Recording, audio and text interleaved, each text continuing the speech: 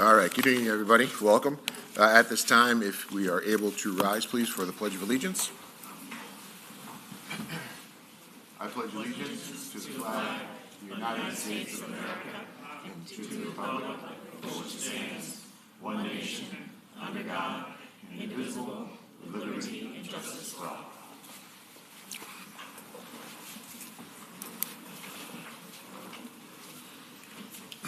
All right, so as I open up the first hearing and privilege of the floor, we would just like to remind everybody that it's for 30 minutes. If anyone would like to approach the board, head to the podium, state your name. You have 5 minutes to do so. And as we begin tonight, we'd just like to remind everybody that the hearing and privilege of the floor is for members to address the Board of Education. If there's questions we can answer, we will. It isn't to address Susan, Drew, or Rick. Right, they're here as part of our meeting, but this is a Board of Education meeting, so please address to us. We would hope that everyone can remain civil tonight, as maybe not in the past. That's the goal. So let's just please do this so we can all hear everybody out there and get back to you if there's things that we can't answer. And with that, Katie Walters had reached out to the board to speak first tonight and had asked for 7 minutes. So if Katie is ready, the floor is yours.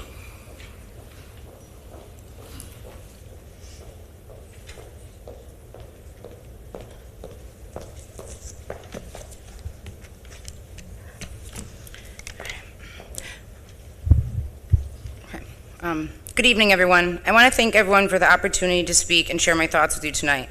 My name is Katie Walters, and I am a proud Hive parent and member of the PTA at Glenwarden. I have 2 children there, 1 in kindergarten and 1 in 3rd.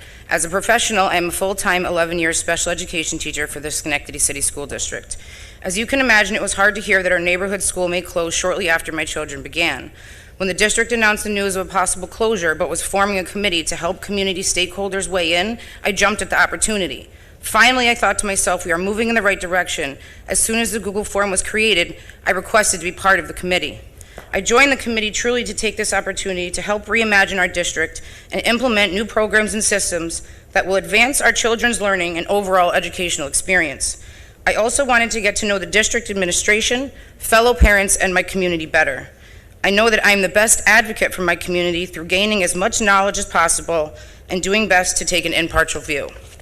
After our initial meeting on September 17th, I personally requested to join the Reimagining subgroup because this is where I felt I could be of the best support to my community. I was granted this opportunity, and I thank the superintendent for that. When I attended the second Reimagining subgroup meeting on 10/22, the conversation left me hopeful. I left the meeting feeling as if the district was listening and taking our considerations seriously. I went home and continued to work on our initiatives to present at the team at our next meeting. I spoke highly of my experiences to the community members in the weeks following. Unfortunately, as a subcommittee, that was our last meeting. 2 subsequent meetings have been canceled and not rescheduled. What saddens me the most about this is that I assumed that clarification would be coming at our next meetings, but those clarifications never came. The most recent whole group reimagining meetings did not provide the committee with the promised information regarding the recommended plan moving forward, and most importantly, the superintendent's reasoning behind the recommendation. To get to the main points of why we are here, I began my research for this information simply by starting with the why. My main focus became 2 important questions. We have to ask ourselves, why do we as educators, district staff, Board of Ed members, and school district administration do what we do? And why are we in this situation? You truly have to dive deep into the depth of both of those to get to the solution that is best for all. As for question 1, I cannot speak for anyone else in the room, but I can tell you my why. I chose to become a teacher because I truly want to help our future generations have a fulfilled and successful life. The second question, the why are we here? This is the easiest of the 2 because it allows for quantitative data and numbers to represent facts and help us better understand. Many times throughout this reimagining process, the members asked, why are we in this situation? And the resounding answer from the district is declining enrollment. The follow-up sentence was always that it was not just an us problem, but rather a statewide problem. I have to admit that I took their word for it. I should be able to trust this information being presented to parents and staff. As our meetings progressed, or rather did not, and after last week's public forum I attended, the lack of actual data, substantial reasoning, and evidence presented to support the recommendation being made by district administration was shocking. I could no longer sit back and see decisions being made for our children without real data being presented. I decided that some further inspections into the data were necessary, and have been working diligently to provide the community with the information they deserve and so clearly asked for. The truth is our enrollment is down, and the message we are being given that across the board, all districts in our area this is happening, is not accurate information. It is actually quite the opposite. The continued decline of Scotia-Glenville enrollment is specific to our district alone. If you reference the main document that I have shared, I researched New York State Ed data for the surrounding districts: Burnt Hills, Ballston Lake, Niskayuna, Mahonison, Chalmont, Schenectady, and us at Scotia-Glenville. I created a table showing East District's reporting of their enrollment to New York State Ed. It clearly shows Scotia-Glenville leading the decline in the suburban schools. In fact, the lost figures are close to Schenectady, a district 4 times our size. I would like to highlight some pertinent information I found in the data available regarding the 5 main deciding factors that were recommended for Glenwarden's closure. The transportation costs. The low transit cost savings does not equal a true cost savings that will help the district's bottom line. In fact, it is eroded by the new cost to outfit Glendale's playground for inclusivity. Document 1C is a Google Map picture of the driving route from Sacandaga Elementary to Lincoln. As you can see, these 2 elementary schools are 0.6 miles away from each other. That is less than a mile, which is within our district's walking distance. It kind of looks to me that they are in the same neighborhood, but I'm kind of new to Glenville. I just want to make sure that the district and community are aware of the close distance between these schools. Document 1D is just another wider map to show you a view of the schools in the district. I just provide this map for comparison's sake and for fair geographic review. Relocating specialized programs. If the relocation of district programs was truly considered and evaluated, then why are we relocating our most vulnerable population? The 3 developmental skills classrooms at Glenwarden are finally an inclusive part of their community. The fence at Glenwarden is a symbol of the community involvement and dedication to the students and inclusivity of our hive. The Glenwarden PTA raised $10,000 in support of our specialized students so that they could have the same privileges of playing outside as their peers and with their peers. Those classrooms are thriving with total school support. For minimal staff movement, you can refer to document 3. There's a total savings of 2.71 staff. It is important to note that it does not specify or say that it's instructional staff. These may not be teachers impacted. At this point, it is unclear. But it is clear to me that 2.71 total staff difference is not statistically significant data for a reason to close a building. Geographic location, please refer to the maps for that. And which leads us to the 5th and final reason for providing the recommendation of closing Glenwarden: building our future. Investigating Glenwarden use for the pre-K option for a multi-district pre-K idea has been brought up for a while. It was mentioned that Lincoln was not ideal for the superintendent's vision of reinvention. Again, I disagree. A neighborhood sounds like a great place for a multi-district universal pre-K. We were informed last week that Lincoln is not an inconvenient location for other districts, and that the Lincoln's physical building is not ready for turnkey change for facilities. Just so you are all aware, the resounding response from the ROS people initially was positive around exploring pre-K options, and that this sounded like a great idea and opportunity for our district's young students as well. But our message as stakeholders was clear. As long as that plan for future pre-K programming did not impact the decisions we were making for our students now with this closure, that it is a part of our reimagining, and we will do that as a committee after the board has made their decision regarding the closure, when the timing is right for our students. Having conversations with other districts about a possible pre-K alliance and seeing other interests is the planful thing to do. However, their opinions on the location seems premeditated when we have not made a decision about our schools. Who is directing our decisions? Other districts are our own district. Believe me when I tell you that this is not the posture nor approach that I wanted to take when addressing the Board of Education in my child's school district for the first time. However, I will fight for my children and all of our children and their right to a fair and impartial education. And I will speak up when I feel my community is not being told the truth and that decisions and recommendations are being made without proper follow-through and consideration. I charge you with waiting for all of the facts and full transparency before making a decision. I thank you for your time.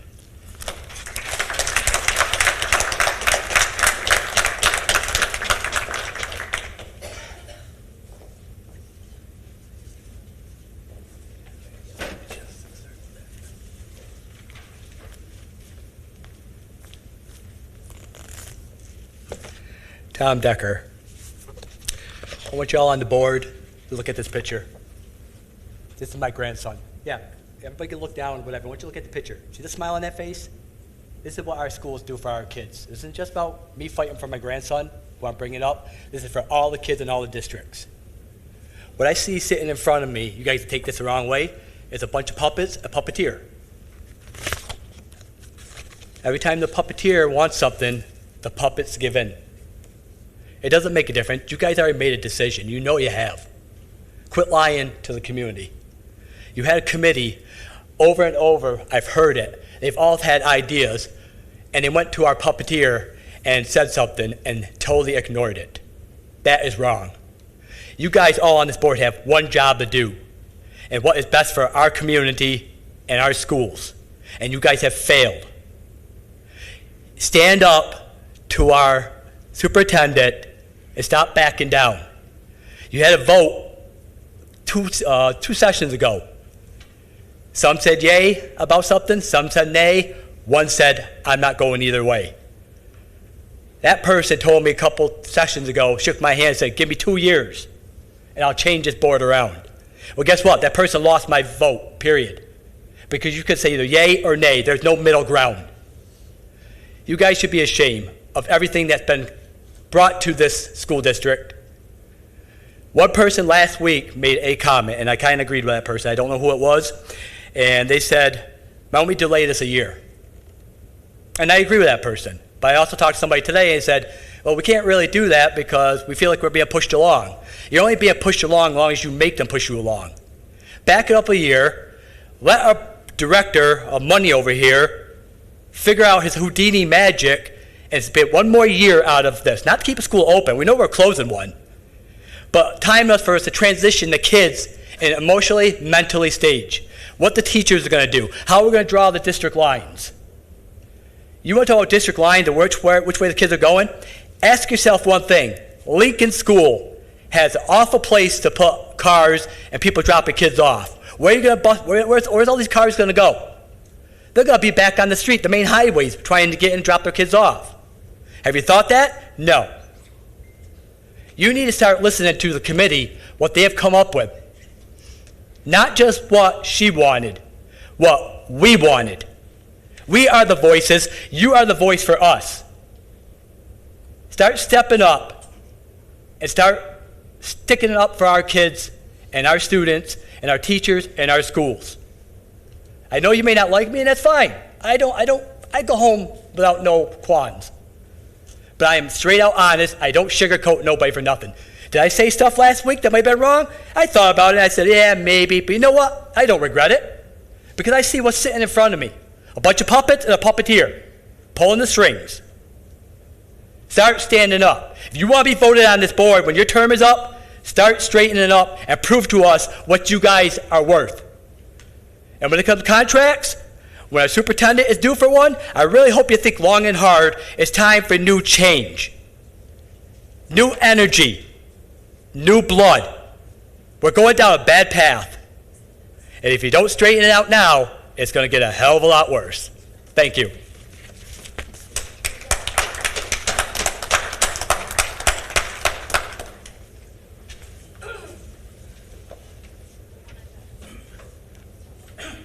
I would like to make a statement. My name's Jeremiah. I'm Jeremiah Papoon. I just want to thank you for caring about the students that live in this school district.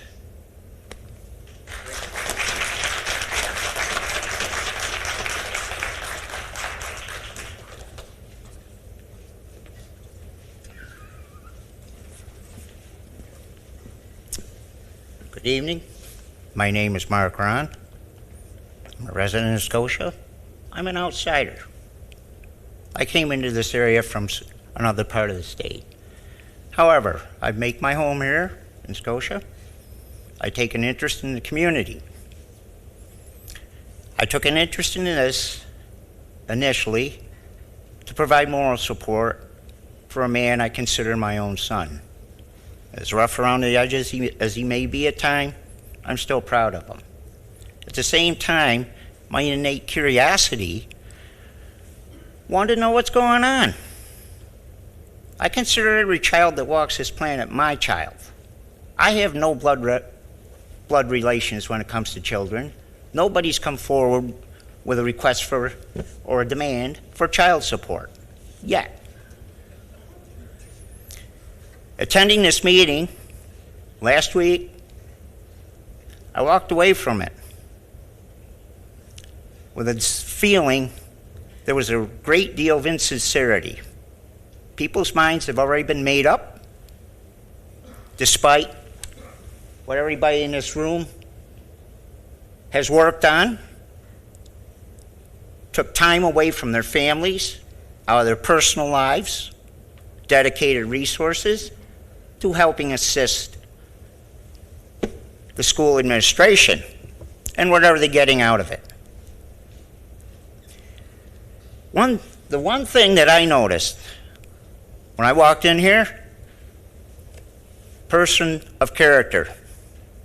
Definitions, person of characters. You have 3 banners in this room defining what character means. I would like everybody in this room walk up one at a time to each banner and read it. Take it to heart. If you are expecting this of your children, I expect it of you. I know I expect it of me. And it's not always easy. But step up and do the right thing.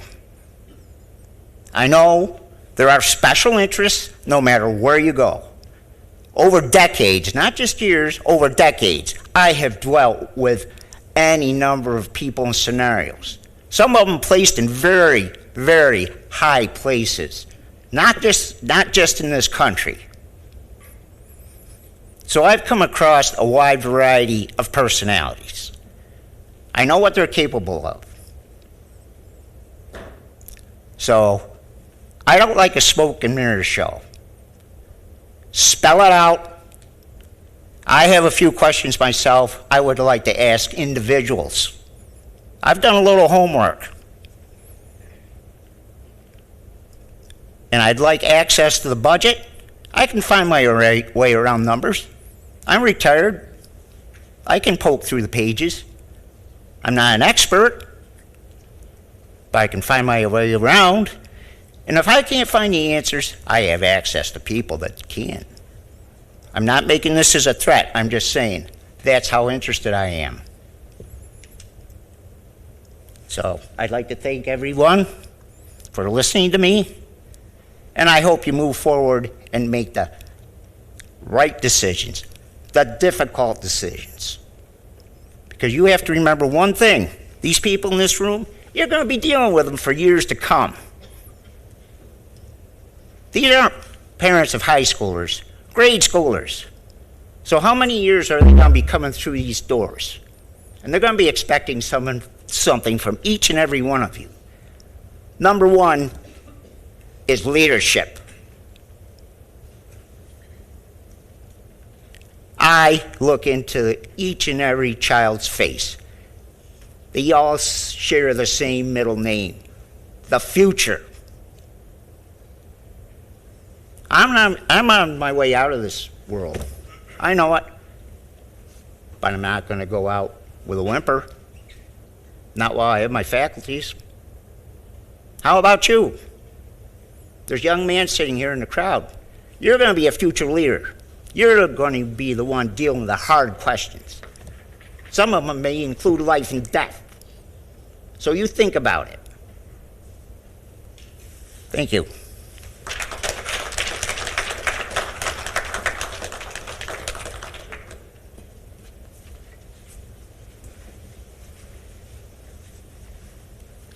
Hello, my name's Mary Moriello. I live at 7 Oak Hill Drive. I'm here tonight as a concerned resident, and more importantly, a concerned parent. I recognize that closing any school will affect all students and families across the district. However, tonight I want to focus specifically on the students in the developmental skills, or DS classrooms, that are currently housed at Glenwarden Elementary. Superintendent Schwartz, you publicly stated that a fence is the least of your worries right now.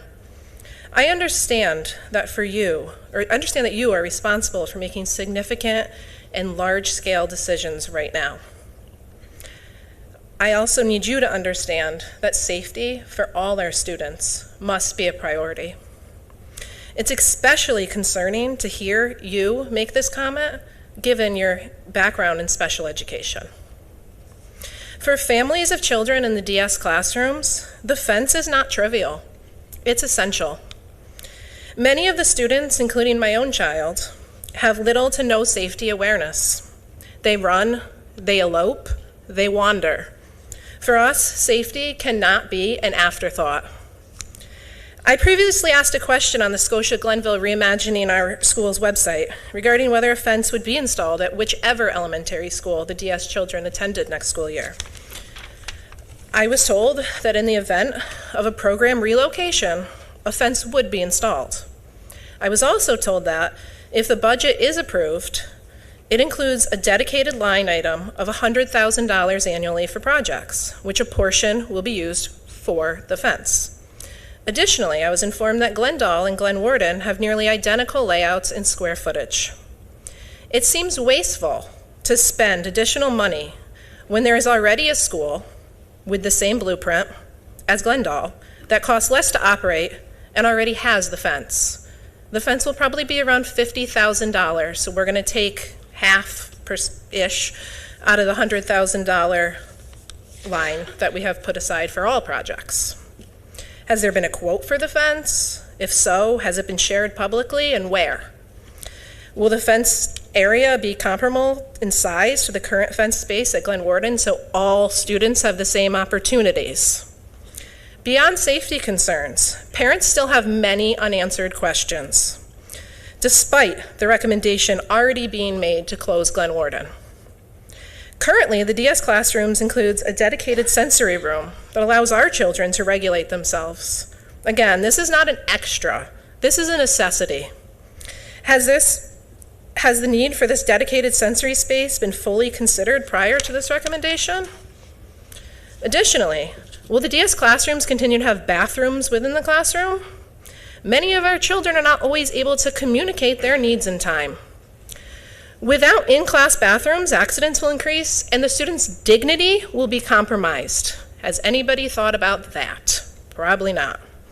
Change is nothing new for our students in these classrooms. They've already gone through 3 teachers and are on teacher number 4. 3 teachers in 13 months for the kids that thrive on routine and consistency. We're on teacher 4. Currently, teacher 4 is part-time. She has been tasked to bounce back and forth between 2 classrooms in the school, DS1, which is for kindergartners to 2nd grade, and DS2, which is 3rd grade to 5th grade. While she's a fantastic educator and a wonderful, dedicated professional, this is not sustainable either. You're setting her and our children up for failure, and it's not okay. It's not okay. We have not heard many concrete numbers from the board supporting this recent recommendation, but I have a number I want you all to hear and remember. It's $45,000 per student per year. That is the cost that Scotia-Glenville will have to pay to send students with special needs out of district to schools that can adequately and safely provide them a fair and equal education. As we all work to minimize the district's budget gap, I'm certain this is not an added cost that anyone wants. However, safety and educational needs of all students, not just gen ed students, all students, must be considered and upheld. If the district cannot meet those needs, out-of-district placements will occur, and at a $45,000 per student per year cost. This cost will add up very quickly. I am asking each and every one of you on the board tonight to carefully review these concerns and everyone's concerns, to provide transparent information to the public, and to make an informed decision. Please, please, do not allow the students with the highest needs in the DS programs to become an afterthought in your decision. Thank you.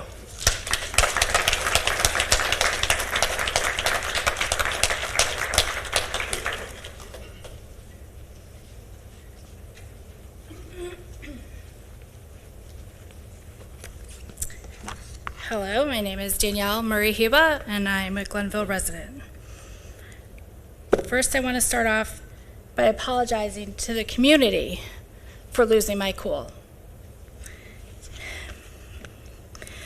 Please understand that I apologize for my composure last week, but not for my words. My words were truthful. My words were frustration. My kids have been within this district for 13 years. I've had four so far out of 5 walk those halls at Glen Warden.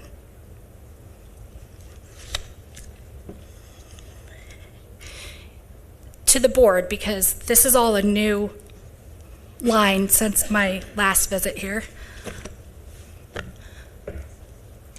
You all came here. At one point, we're standing where we are today, behind this podium, with a passion for making right for our children. It is not right to make a decision without providing a detailed structure. We had some heated words a couple meetings ago, January 12th. I asked why not all 4 schools were provided with the shutdown numbers, how much it would cost this district. Mr. Talbot, you told me I would get those numbers. Well, I'm still here waiting. Where are they? Remember? Here's one kid, middle school. It's not about a paper and pencil. It's not about a dollar sign. This is a kid. Maybe I'm just a person. This is the kids that you're supposed to be helping, representing, because this isn't just about one school. This is about the district. Meet Anthony, special needs, 4 teachers so far, 1st grade. You want to put all the DS1 classes in a classroom in one school? Think about that.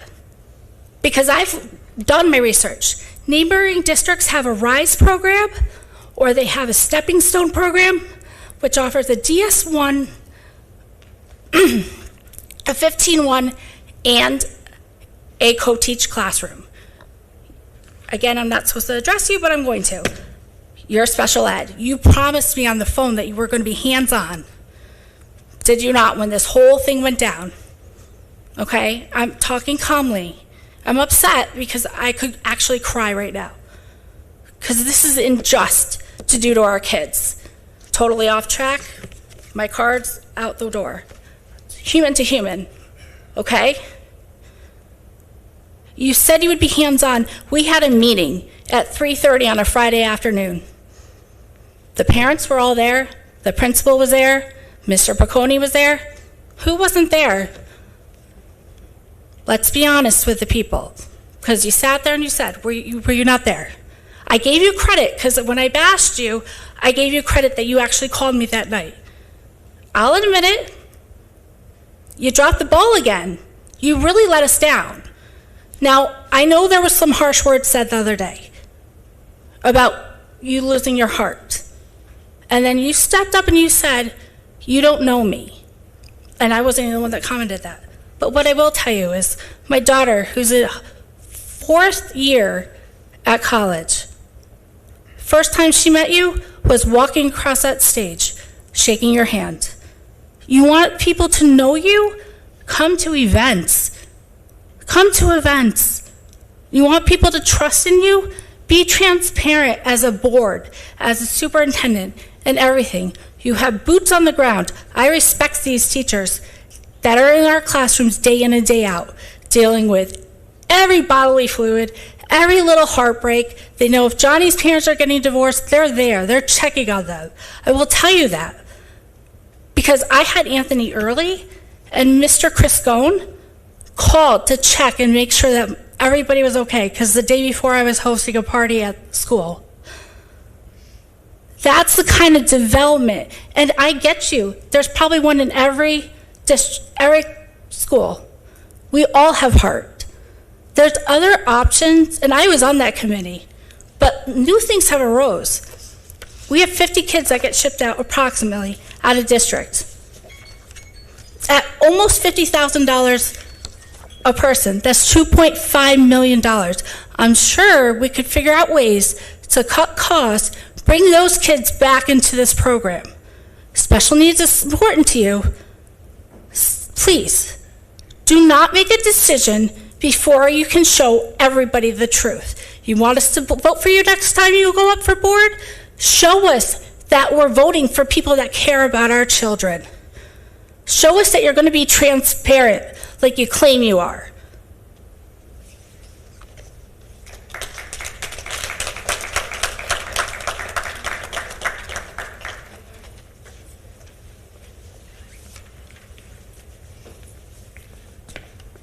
All right, so this will be our last speaker in the first session of parent coverage. Lucky me. Good evening. Excuse me. Jason McCord, 1011 Cherokee Road. I'm a proud parent of a Glen Warden bee. I asked the board this. If you're going to close my daughter's school, please have a better reason than it's more convenient for Niski, Burnt Hills, and Mohan families to drop their kids off for pre-K. Because that's the reason the superintendent chose Glen Warden. She has said it's her dream to create a regional pre-K program, and Glen Warden is a better location for families in Niski, Burnt Hills, and Mohan. I think it's time we focus on Scotia-Glenville families. And can we please confirm the superintendent is talking about a pre-K program? She always calls it a preschool. And to be honest, it's pretty disconcerting that you call it the wrong thing. It's also concerning that you're apparently confused by how pre-K is funded. You said the other night that pre-K was funded through foundation. That's not true. Foundation aid, that's not true. There's literally a state aid budget line called Universal Pre-K that reimburses districts for some of their pre-K costs. Excuse me. Now, I'm sure there are families thinking that pre-K sounds like a wonderful idea for a school if we have to close it. I agree, but not the plan the superintendent has. First, very few Scotia-Glenville families would likely participate. We'll have to tell Scotia-Glenville families, I'm sorry, but we've promised spots to Niski, Burnt Hills, and Mohan families, and there's no room for you. Second, you might think our teachers would teach pre-K. Nope. We'd pay an organization to run the program. So while we're laying off our teachers and staff again this year, we'd be giving money to an outside group to teach pre-K. And this pre-K program likely costs us more money. State aid only reimburses so much, and districts make up the rest. And are renovations needed? Every pre-K classroom requires a bathroom or a bathroom adjacent and sinks at certain heights. That playground you built a couple years ago, it's not rated for 3- and 4-year-olds. They won't be allowed to use it. Maybe the board knows answers to these questions, but if you don't, and you were as blindsided as the rest of us last week by how much secret planning the superintendent had done, then I urge you to wait until February to make your decision. The superintendent's own timeline had you decide on February 9th or February 23rd. Why rush that decision if you don't have all the info you need? Finally, I think the board, Finally, I think the board and this community needs to come to terms that we need a new superintendent. We have too many challenges to let the same person who led us here try to lead us out. We need a new perspective. We need new ideas. We need someone who can restore the trust in our community and the respect of our faculty and staff before any more great employees flee our district. I know the superintendent has done many wonderful things for our children over her career, and we thank her for that. But it's time. This chaos has to stop. Do we think board meetings in Niski or Burnt Hills or Shalimont are like this year after year? If it's not a school closing, it's a failed budget, it's a controversy over an athletic director who the district then quietly rehires by creating a new admin position for him. Our community deserves better. Tartans deserve better. Please, Superintendent Swartz, follow your colleagues like Dr. Robinson in Shenandoah and Dr. McGrath in Burnt Hills and let someone else lead. But if you won't, I think the board needs to consider other options and maybe rely on some of the great leaders you have beneath her. Thank you.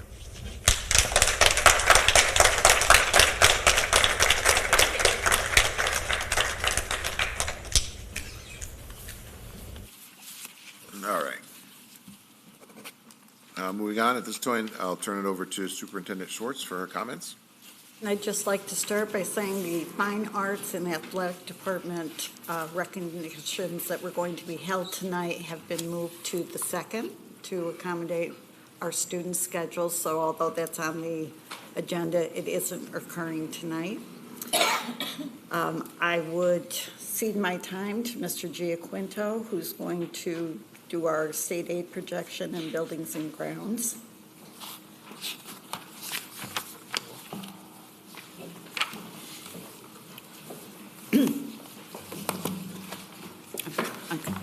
I'm going.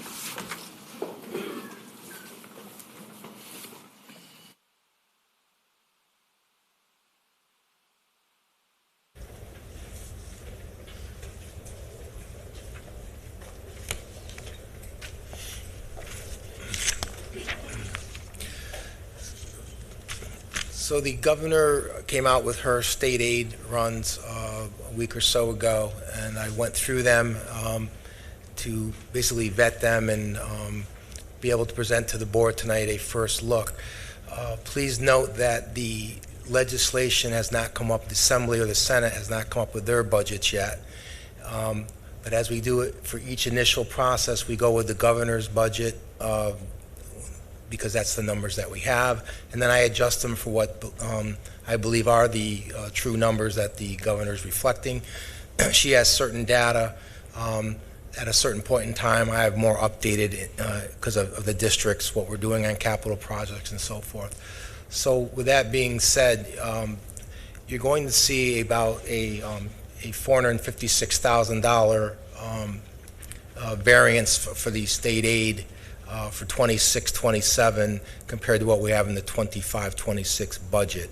That's about a 1.8% change. That closely replicates what I projected to the board last May when we went out with the second budget. I said about $600,000 would be the increase looking forward. And I think I said it the last couple updates to the board in December and January. So very close to what we were looking at when we talked about the potential budget gap. So right now, looking at the governor's numbers, adjusting them for the proper building aid, would be about $456,000 more in state aid, or about 1.8%. Not a big increase, but expected. So that's kind of what's up there. You can see that the foundation aid is 1.73%, and then you get the expense-driven aids, the BOCEs, all the way down to transportation and building aid. The building aid is significantly much more than what the governor's projecting because she does not reflect the final cost reports that we will submit on time for the current $12.5 million project. They will be done on time, we'll maximize our aid, and I'm pretty confident about the number up there, as I have been previously. Governor can't project building aid for what she hasn't seen. Those cost reports will be in. We'll have that project finished this fall, and we'll get the cost reported in. So again, that's a very small increase, but it's the increase. And any questions on that from the board?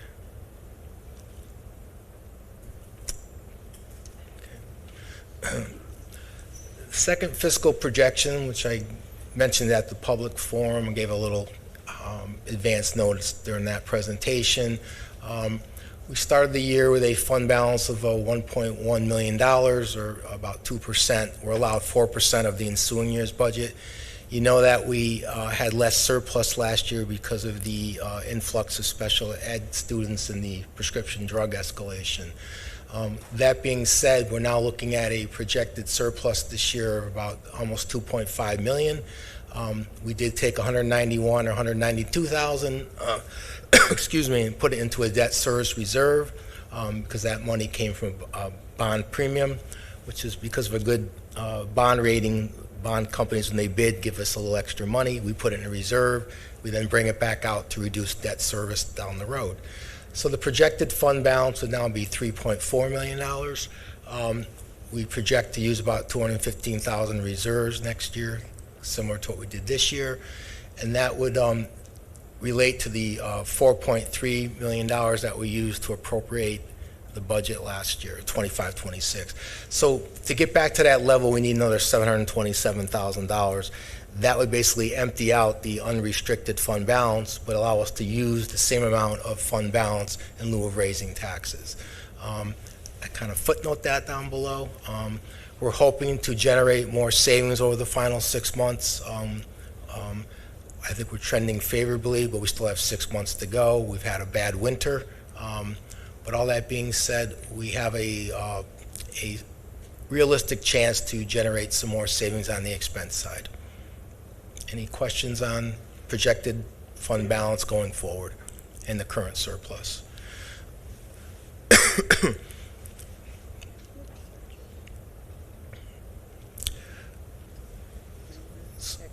So projected, we did this slide, next slide. So we're looking better than the last fiscal projection by $322,000, and I kind of go over where the savings are coming from. Special ed is trending more favorably than a year ago when we had to put additional money in there for the 9 additional students and so forth.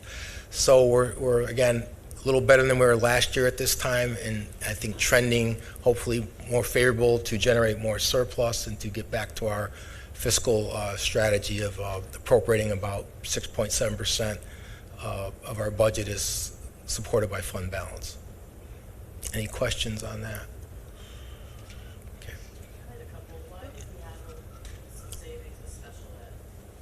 Because last year we had the 9 students, we had a deficit, we had to put money in there. This year we're trending on budget. So we're not, it's a swing, a positive swing on while we have more surplus than a year ago at this time. How do you expect this $322,000 to affect the 2.9 gap that we're expecting? If you don't make up the surplus from, to get to the 4.4 million of appropriated fund balance, it creates an additional funding gap. That's why I keep showing you that we're making strides to generating enough surplus to reappropriate the same amount as last year. In the memo, you said there was some increased costs due to these absences and retirements. Can you explain that a little bit? So when people go out on leave, we have to backfill them with substitutes to keep whether it's a teacher or administrator. That's what that is. We had it in the district office. We had a unanticipated leave. We had to fund that with support staff. So you're basically having 2 costs for 1 position is what that means. And that happens every year somewhere. Some years worse than others. Mm-hmm.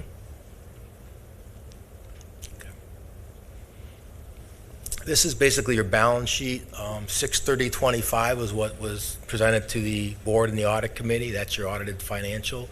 You see there's about $12.2 million in the balance sheet, of which the undesignated or unrestricted is $1.1 million. And you go on down, you can see our reserves. So the reserves are set aside. They are board-adopted reserve policies, which have to align with state education department regulations, and they're audited every year by our external auditors. So we utilize those reserves strategically because once you utilize them, you've got to make it up somewhere because it creates that kind of, it's like your savings account. Once you take it out, if you don't replace it, you have a gap. So when I talk about $215,000, last year we used the tax certiorari reserve for most of that because we had favorable settlements on tax judgments. This year, I believe when you see the budget presentation on February 9th, you'll see how I'm going to recommend to the board what we utilize next year. Okay. So, but there it is. They're laid out. They're audited. The repair reserve is for the bus garage. If in fact we do the the EV infrastructure, that's been set aside for that purpose. Debt service is for help us alleviate debt service going forward. TRS and ERS are monies we're allowed to set aside for pension escalations. Right now the rates have been stable for both the ERS and TRS, but if they go up, we can pull into that reserve and help alleviate escalation on the budget that area. Retirement reserve is for that purpose, for people that retire under their contract. You can pull it out. It's called an EBLAR, Employee Benefit Reserve. Any questions on the reserves? And that's your balance sheet. And you can see how I bring the surplus in. So I always know what the forecast is, and that's how I get to that 3.4. You take the pre-existing balance with the surplus, you get a new projected balance.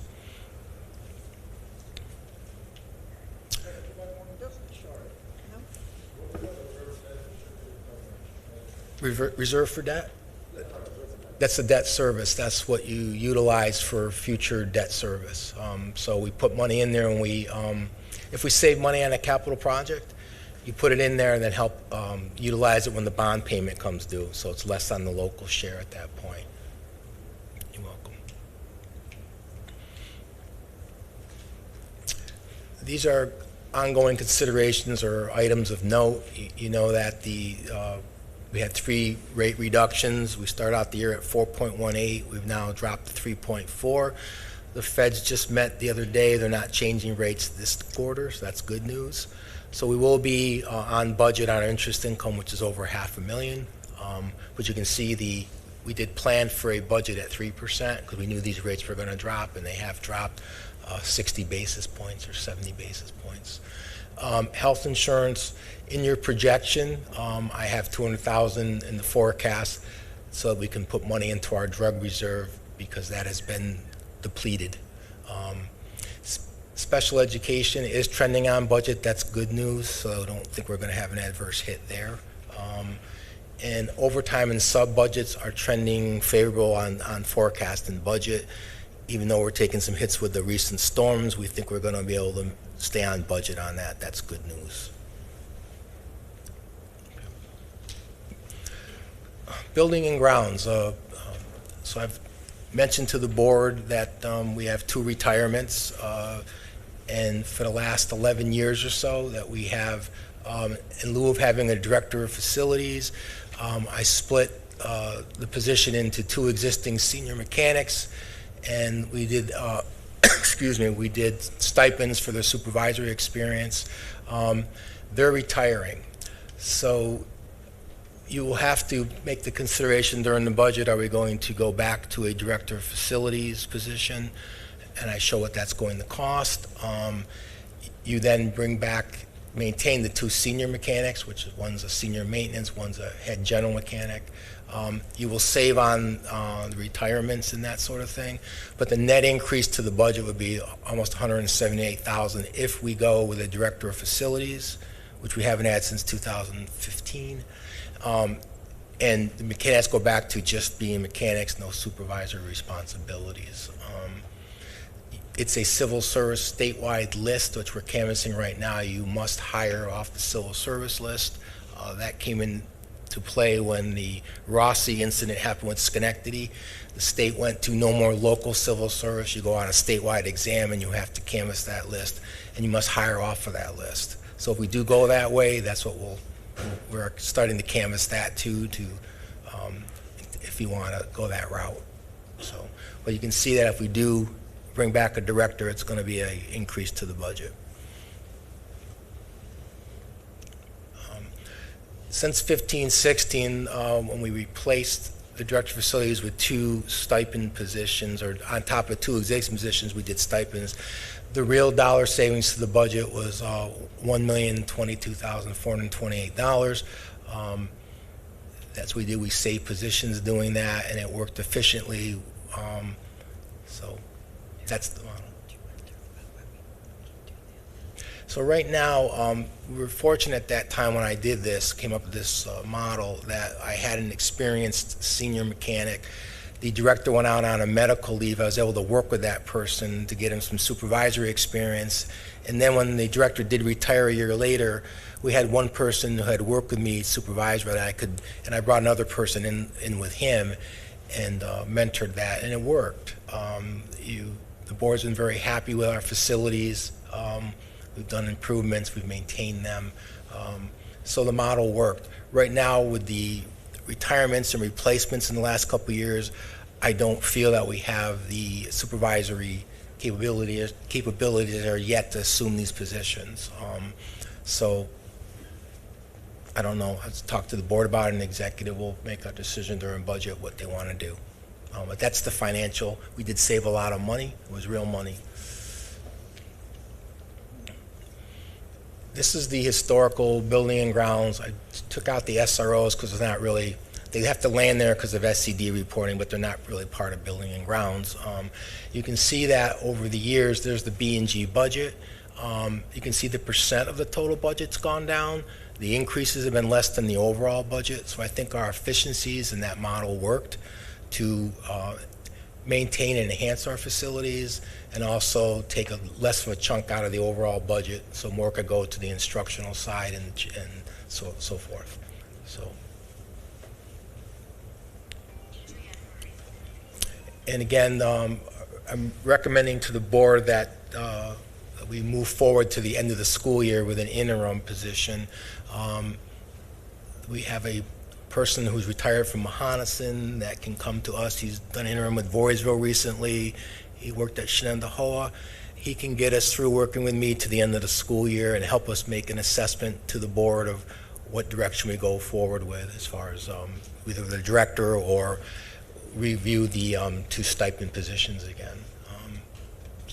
But that's what's basically the budget implications with the retirements.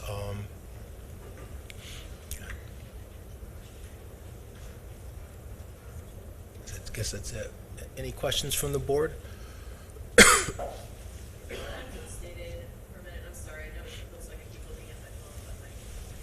Let me log on, so my questions are on my phone. But Way back in here? yeah, just the state aid question. You probably don't even, I don't know if you necessarily need to look at it. I just was curious if you had any thoughts as to why there was an increase in state aid for BOCES, but it seemed like a decrease with transportation. It's all expense driven, so we spent more money with BOCES. We did some what they call installment purchases on IT things. So when you spend more, you get more aid. Transportation, we spent less. So they're both expense driven, formula driven aids. It's all predicated on what they approve as aidable expenses.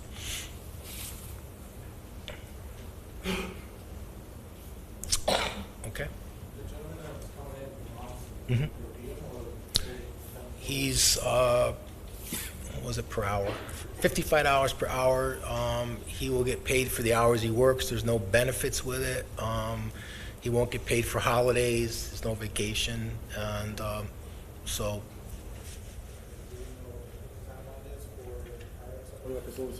Probably 6 to 8 weeks minimum between canvassing, and then seeing who's interested in coming in, setting up interview committees, circling back to the superintendent and the board. Be a couple months. And he'll help me with this process too, because he'll give me someone to help screen, interview on that process. Thank you. You're welcome.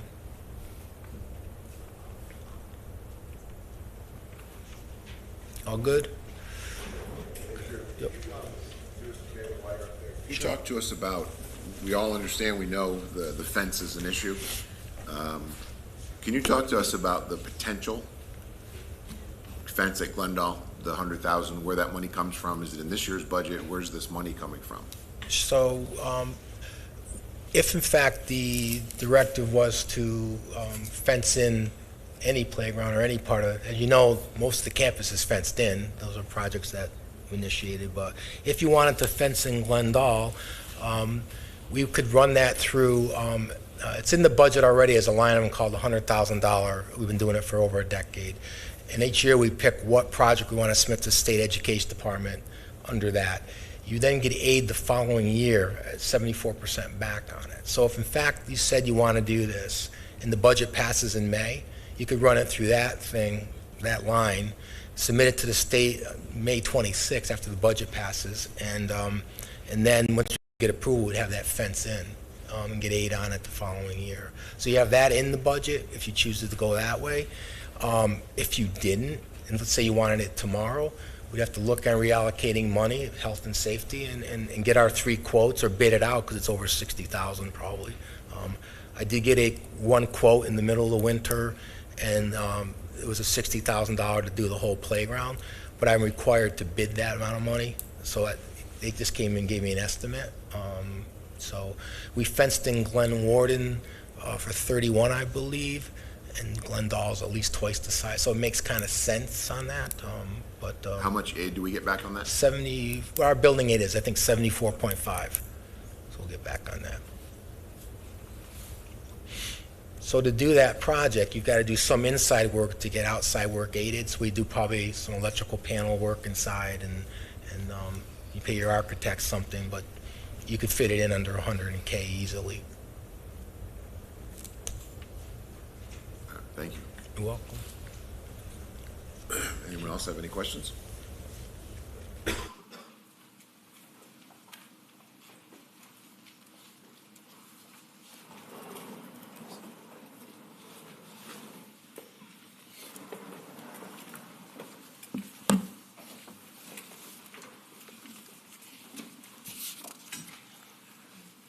All right.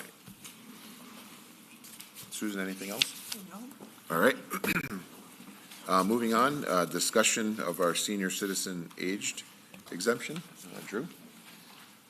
So at this time each year, I bring to the board what we've been doing, what we're proposing. We've been going up $500 a year on those bands of income levels, and it's worked.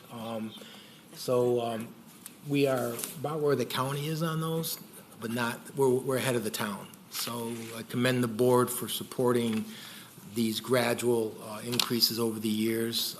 And the way it works is, it seems to have no overall impact on the tax base, because who's coming off comes on, so it's been a really good strategy the board's adopted. I'd ask for your direction if you want to go forward with the same, increases. Then I'll set up the public hearing so that we can get it done and then get it to the town so it affects the tax bills going forward. So pretty much what we've been doing since I've been on the board. So. Drew, I think my question on this is, and if I'm wrong, please correct me, we've been doing this for 11 years now at this rate. In the situation we're in, I just have to ask, and I totally appreciate it because I'm on fixed income as well. I'm on fixed income as well, but is this a fiscally responsible thing to continue doing, or is this something we should look at? So it's a good question. What it does is it shifts, takes money off the tax rolls, and it shifts the same tax liability to less tax base. But I will say, when I look at the exemptions on the tax rolls, it's been pretty stable, hasn't caused an adverse effect, because what we did, it seems to be as people move out of a band, people come on by this. So it really hasn't shifted it at all materially. It's the same thing with the, if you remember the veterans exemption a few years ago, that's exactly where we thought it would. It stabilized, and what we decided was going to be was a one-time shift, and then it flattened out. So it's a good question. Anytime we remove any parcel from the tax rolls, it shifts the burden to other people. Okay. But my estimation is immaterial on a $1.3 billion assessed tax roll. All right. Thank you, Drew. You're welcome. I know you said it in the memo that it affects only about 200 people, really. Do you have any idea about approximate financial number, what that would constitute? Not going to the town and looking at their records. And I get the tax roll when we do the tax bills, I get that, but that's when I know who's on it, how many people are on it or parcels and what the dollar amount is. I don't know that top of my head, though. Is that something we could get by the public forum? I can get you last year's. That would be great. Thank you. Yep.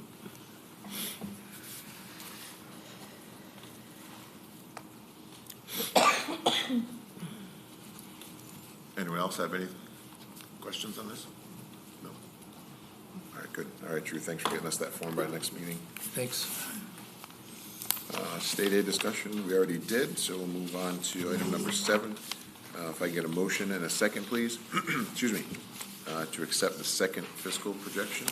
I'd like to make a motion to accept the second fiscal projection for 2025, 2026. Thanks, Chad. And a second? I'll second. Thank you both. Questions on this discussion? All right, if nothing else, all in favor? Aye. Anyone opposed or abstain? So moved. If I get a motion, a second, please, on resolution number 8. I move to approve the January 26, 2026 resolution regarding decreasing the general fund appropriation account in the amount of $6,538.44 for the claims settled with Silar LLC for the 2024 and 2025 tax years. Thanks. Cameron, a second, please. Second. Questions, discussions on this? We don't really have a choice in this, right? It's a court decision. Court decision. Thank you. Anything else? If not, all in favor? Aye. Anyone oppose or abstain? If I can get a motion, please, on item number 9, and a second, please. I'll motion to approve the superintendent's recommendation to close or repurpose Glen Warden Elementary. Thank you, and a second. We can't have a discussion without a second. I'll second. Thanks, Pam. All right, now we have discussion on this. Is the majority of the board, when we can do this however we would like to do it, are we in favor of voting on this tonight, for or against? Or are we in favor of making this decision on February 9th? I think speaking for myself, there's still information that I would like to have before voting on it. That's just me. I know we got our numbers last night that we had requested a couple weeks ago. But for me, there's some lingering questions. I mean, if we want to discuss that now, maybe I'm in the minority there, but just some few things, especially after the forum, that I want clarification on. Okay. That's my problem as well. I don't know the answer right now because I have a slew of questions too, and we may get answers to all of them, and then I'm satisfied for myself to make a decision, or it may be we need to get it. Mike, Georgette? I just want to see the final result. I would like to see the process moving forward, regardless of what school it is, because I don't want to think about what school it is right now. I just want to know what the process is going to be going forward from February 9th. It's of my opinion, and I could be 100% wrong, that some of the steps could be taken so that we could have an idea of what's going to happen from this point to February 9th. And I would like to see those steps starting to happen. If we use a school as a model, that's fine, but some of the steps could happen so we could actually see what the impacts are going to be. The seniority list, all the things that we've been talking about for years. I don't know how much stuff we can go into detail out here, but like it would be nice to have an open book so we can say, all right, this is where we have to go, this is what we have to do. And until we have that, I don't know that whatever questions we ask, unless they're ultra specific, unless they're ultra on point for whatever we have to know, the data isn't going to be there because they're waiting for us to pick the school. So if we say no, that we're not going to vote tonight, that's fine, but you're not going to get information that's going to change your mind by February 9th, and that's what scares me. See, but I disagree with that because I think there is a way to be proactive to get the information depending on what the school is closed. And for myself personally, I've asked both at meetings and through emails, what happens transportation-wise, boundary zones, if Lincoln closes? What happens if it's Glen Warden? What happens if it's Glendale? What if it happens if it's Sacandaga? So we could have all of those options in order to review, to make that determination. We know at least pretty close first through fifth grade, because of the attendance we have now. Kindergarten obviously is an issue, but I do think there was and is ways to be proactive to get that information. Because for me, Susan, I first want to say I appreciate the fact that you gave your recommendation, and I know that's not an easy thing to do. But one of the things you said with respect to Glen Warden was transportation. And I know we got final financial numbers. I'm not sure how we ended up getting to those numbers, though, without actually seeing zones, actually seeing boundaries. Because to me, I think you could generally speak about what the boundaries would be, what the zones would be, to get to that decision. So that's one of my big questions, and I realize it's more work. I get that. Like I wouldn't. It's tough. You don't want to do work unless you know there's a school, because then you can focus on that one school. But to me, that and other areas is information to make that informed decision to get to which school should it be. So I'm going to ask Drew to talk a little bit about a meeting Clara had today with some of them. And so Drew, could you do that, or? So Rick, John Giannetti, and myself and Clara met today, and Rick, you can jump in, but we have those, what they call the kids that are not in their home schools. That's a number of about 80 SWAT kids, right? Plus the co-teaching and other models and where kids would go. Do you want to elaborate what we're working on? Yeah, so when we met today, we really tried to formalize a plan to achieve a few things. We know class size being equitable is very important, so we want to make sure our class sizes are balanced. We want to try to minimize disruption to kids. And long term, we really need to create boundaries for our incoming K students and our new enrollees that leads to long-term class size equity. We're going to start with the kids that are already placed at a school that is not their home school for reasons that are they're in co-teach or they're in a DS program, or because a grade level got closed at one school, they got pushed to another.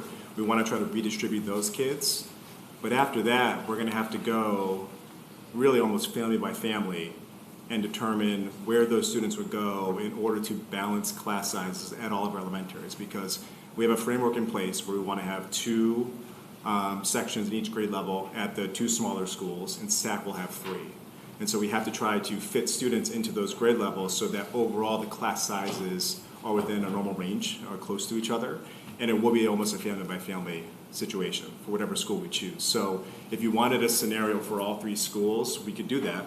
It'll take work, and we'll need help from transportation and maybe consulting with TransFinder, but it would be like for the 150 students at Glen Warden, we would go family by family and try to determine where the best fit is to make sure that the grade levels at 3 remaining schools are equitable and under the guidelines. Okay, because that was another area that I had a question in, because I thought I made my position clear, and I thought others had as well, but I'm not going to speak on anybody but myself, that we were looking at this, even though we decided K through 5, we were looking at this as this is the time to maybe change lines in order to make sure the schools were equitable. But then what I heard at the public forum, and please correct me if I'm wrong, it was more of the school that you recommended, we were going to move all of those kids. But if you were at a school, you were staying, if that wasn't the closed school, you were staying at the school. And that surprised me a little bit, because I thought we were going to take the time to fix lines to make sure the classrooms were equitable. And that's where my subcommittee started. We thought we were going to redraw boundaries. I think the philosophy evolved over time to minimize the disruption on students. So there are fewer kids having to move. I'll let Susan speak to that. But if that is the board's will, that we can go that direction too, and look at all of the boundaries and all of the students, and not just the students from the impacted school.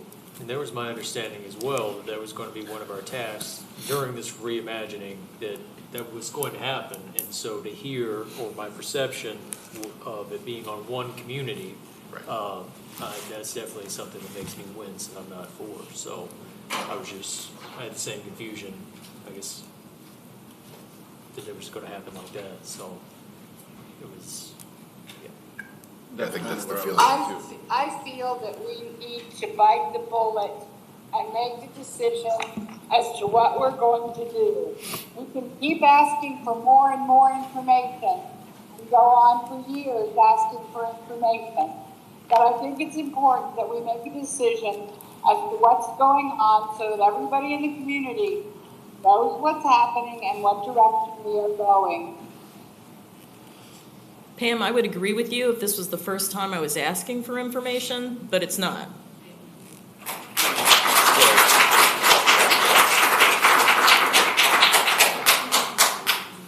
Kim, based on that statement alone, that's my concern. On February 9th, are we going to have that? Well, let's come up with the list of questions that we need that are like the top, because the last time we did this, it was long, and it would have taken a long time to do, which I understand we all have a lot of questions, but what are the key questions that we have? Transportation boundaries for each school that Kim has. I agree, I was under the impression that if we're going to do this, now's the time to do it. Neighborhoods are great, but Kids will get used to their new classmates at some point in time and their new teachers at some point in time, but let's just do it to do it. Let's just not keep neighbors. So I was surprised as well when I was listening last Thursday when I was out of town that was mentioned, because as Chad and Kim had already said, we were under the impression that now's the time to do it. All the tasks, I thought. Correct. Instead of making, this year we do this and cause a wave, next year's Correct. another wave, just continue a wave, but we just rip the Band-Aid off, we're gonna get all these unpleasant tasks done, we're gonna do it together, and then we'll move forward from there. So that's kind of where our wins in a lot of this, that some of those things aren't happening. Right. So let me ask you a question, because I want to be sure I'm clear about what you're seeking. So what you would like is the plan to redistrict the entire district? Like from the beginning. The entire elementary boundaries, so that all students move. Yeah, I mean, for me, I wanted to see, and I've been wanting to see, if Lincoln is the one that closes, these are what the transportation and the school lines are going to be, and these are how the classes are going to be structured. If it's Glen Warden, this is how the transportation, this is how the classes are going to be structured with, generally speaking, the numbers in classes. If it's SAC, it's this. If it's Glendale, it's this. With all due respect, that's not what I'm hearing. What I'm hearing is you want to know what it will look like if everybody moves. That this was our opportunity to redraw all of the boundaries. Right, but depending on the school, because to me, that's the issue. Because I know you're saying, like, we didn't want to close Glendale because kids are going to be on the bus for an extended period of time. To me, that's a general statement where I don't see actual data backing it up. I'm not saying it's not there, I'm just saying I haven't seen it. But again, I'm hearing two different things. Okay. You're saying school by school, show me what SAC looks like, show me what. No, I'm saying, I thought we were redistricting the whole thing. This is what the redistricting, the whole thing's gonna look like if it's Sacandaga that's picked to close. This is what the redistricting of the whole whole district's gonna look like if it's Glen Warden that closes. Because to me, that makes a difference. Because the numbers are close, the teachers and the staff that go are gonna go no matter which school closes. It's the other considerations to make that determination. Because right now, all I've seen is this is the transportation costs, and this is the utilities costs, and I feel like I haven't gotten much more beyond that. And I get shaky when it comes to the transportation because I may be foggy, but in the committee, I thought it was stated that there's a belief that we over-transportate, right? There's my South Carolina education for you. That we over-transport. And so to me, that means we're basing it off an inflated number. So again, it was looking at what these things look like Kimberly asked for many weeks ago, and then really going from there so we have the most informed decision that we can. So let me try again. Okay. So I want to make sure we're on the same page. You're talking about if SAC was the school to close. I think we could eliminate that at this point. We've established SAC's an anchor school, right? That was not a possibility? Well, or that's is that not what I'm something you hearing want Kim to see? say. I mean, Well, let me start again. Okay. So I think what you're saying to me is what you would like to see is for each school that would close, what would the new boundaries look like for the other three schools? So minimally three sets of boundary studies. Okay. And the transportation zones for that, because I'm very interested to see, what truly is going to be what we're dealing with transportation wise, both not just the cost, which I know Drew gave us, but where kids are traveling from and how much time and that's going to take, and also again the classrooms themselves and the number of kids in the classrooms, because I do believe, having a child myself who was in a school where never had less than 21 kids in a class, which thankfully worked for us, but I know doesn't necessarily work for everybody all the time. I'd like to see, and knowing that there was other classes where it was much less, I'd like to see what the lines would be so we can make it more equitable. For each school closing. Got it. Okay, so Drew, I know this is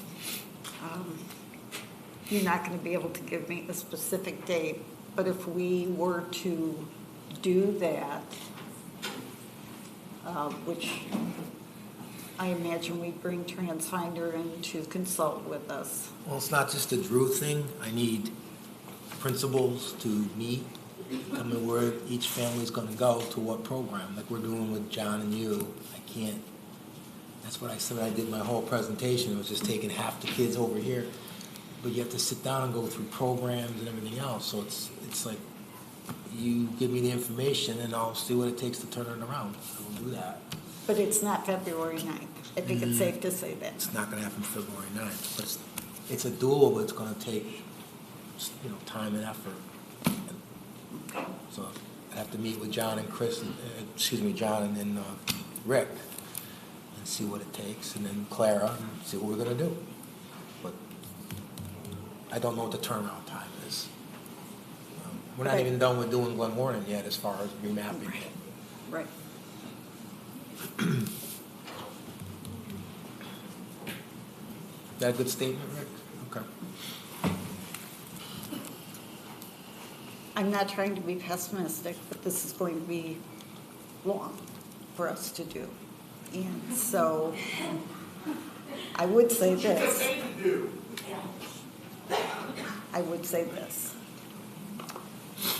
If that's the direction we're going in, we're not going to be prepared to make a recommendation about a school, I would guess, until mid to late March. Yeah. Because as we pointed out, this is, so again, I'm just putting out there the worst case scenario. So that said, when we come to you with the budget to budget on February 2nd, February 9th, thank you. Yep. What I'm hearing you say is we will come to you rolling everything we have now forward because you're not feeling like you're in a position to make a decision. So that would be all 4 buildings. I don't think it's just me. I don't think. No, and I'm not saying that, but I'm looking for understanding here. I'm saying, do I have that right? I personally would be okay with running Glen Warden and Glendale. I agree with Chad that SAC's kind of an anchor school. I'm willing to take SAC out of it too. Second-dog out of it. Sorry. That's 50% of the work.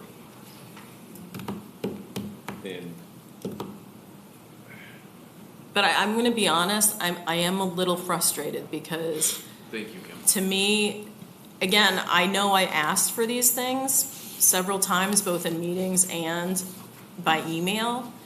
But also, to me, this is a proactive thing that should have been happening after the budget.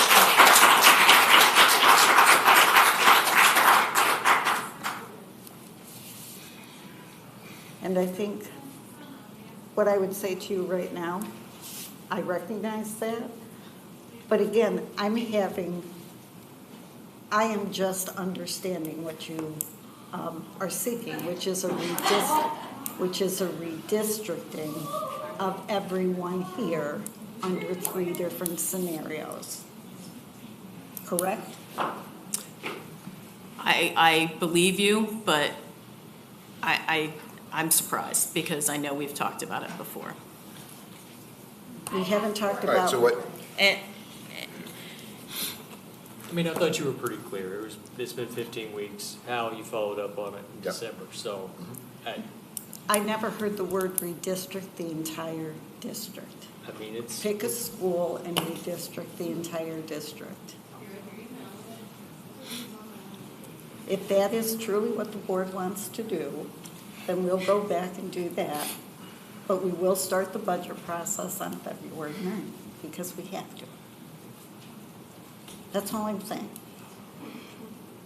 I would tell you that the team and I thought we had responded to your questions. So to try to keep this moving on with this conversation here, so we're okay with excluding Sacandaga from this example? Yeah. If we have to vote on that, I would say yes. yes. I would vote on that.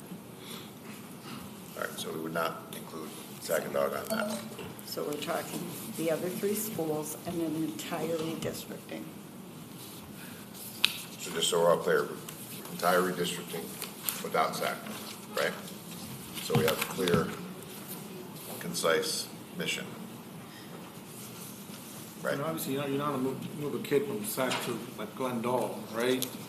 That makes no sense. Why would you drive on a bus when the house is down the road? If you look at the district right here, this is the map that we got back in one of their imagining.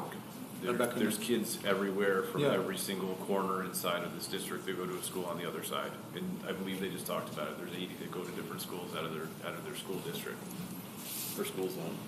Yeah, they do special programs. Correct. Right. That's excluded, yeah. That's correct. But that might be what Chad said when he said over transportate. Correct. I'm raking up words here down in South Carolina, so. And I understood 100% what you were saying. They got to talk into their microphone. Sorry, I know you can hear me. I'm good now? Okay. That's what Clara said. She was saying that we're under the state guideline because most of the kids that go to Sac or Lincoln are below the Ave, and that's kind of a high traffic zone. They can't be walking from there. Right. So that's why we're over transport. Am I wrong? Andrew, could you help me remember if we wanted to change the transportation zones again, is there a process for that? That's a board decision, deal. It's not a vote, it's not a public vote. Thank you.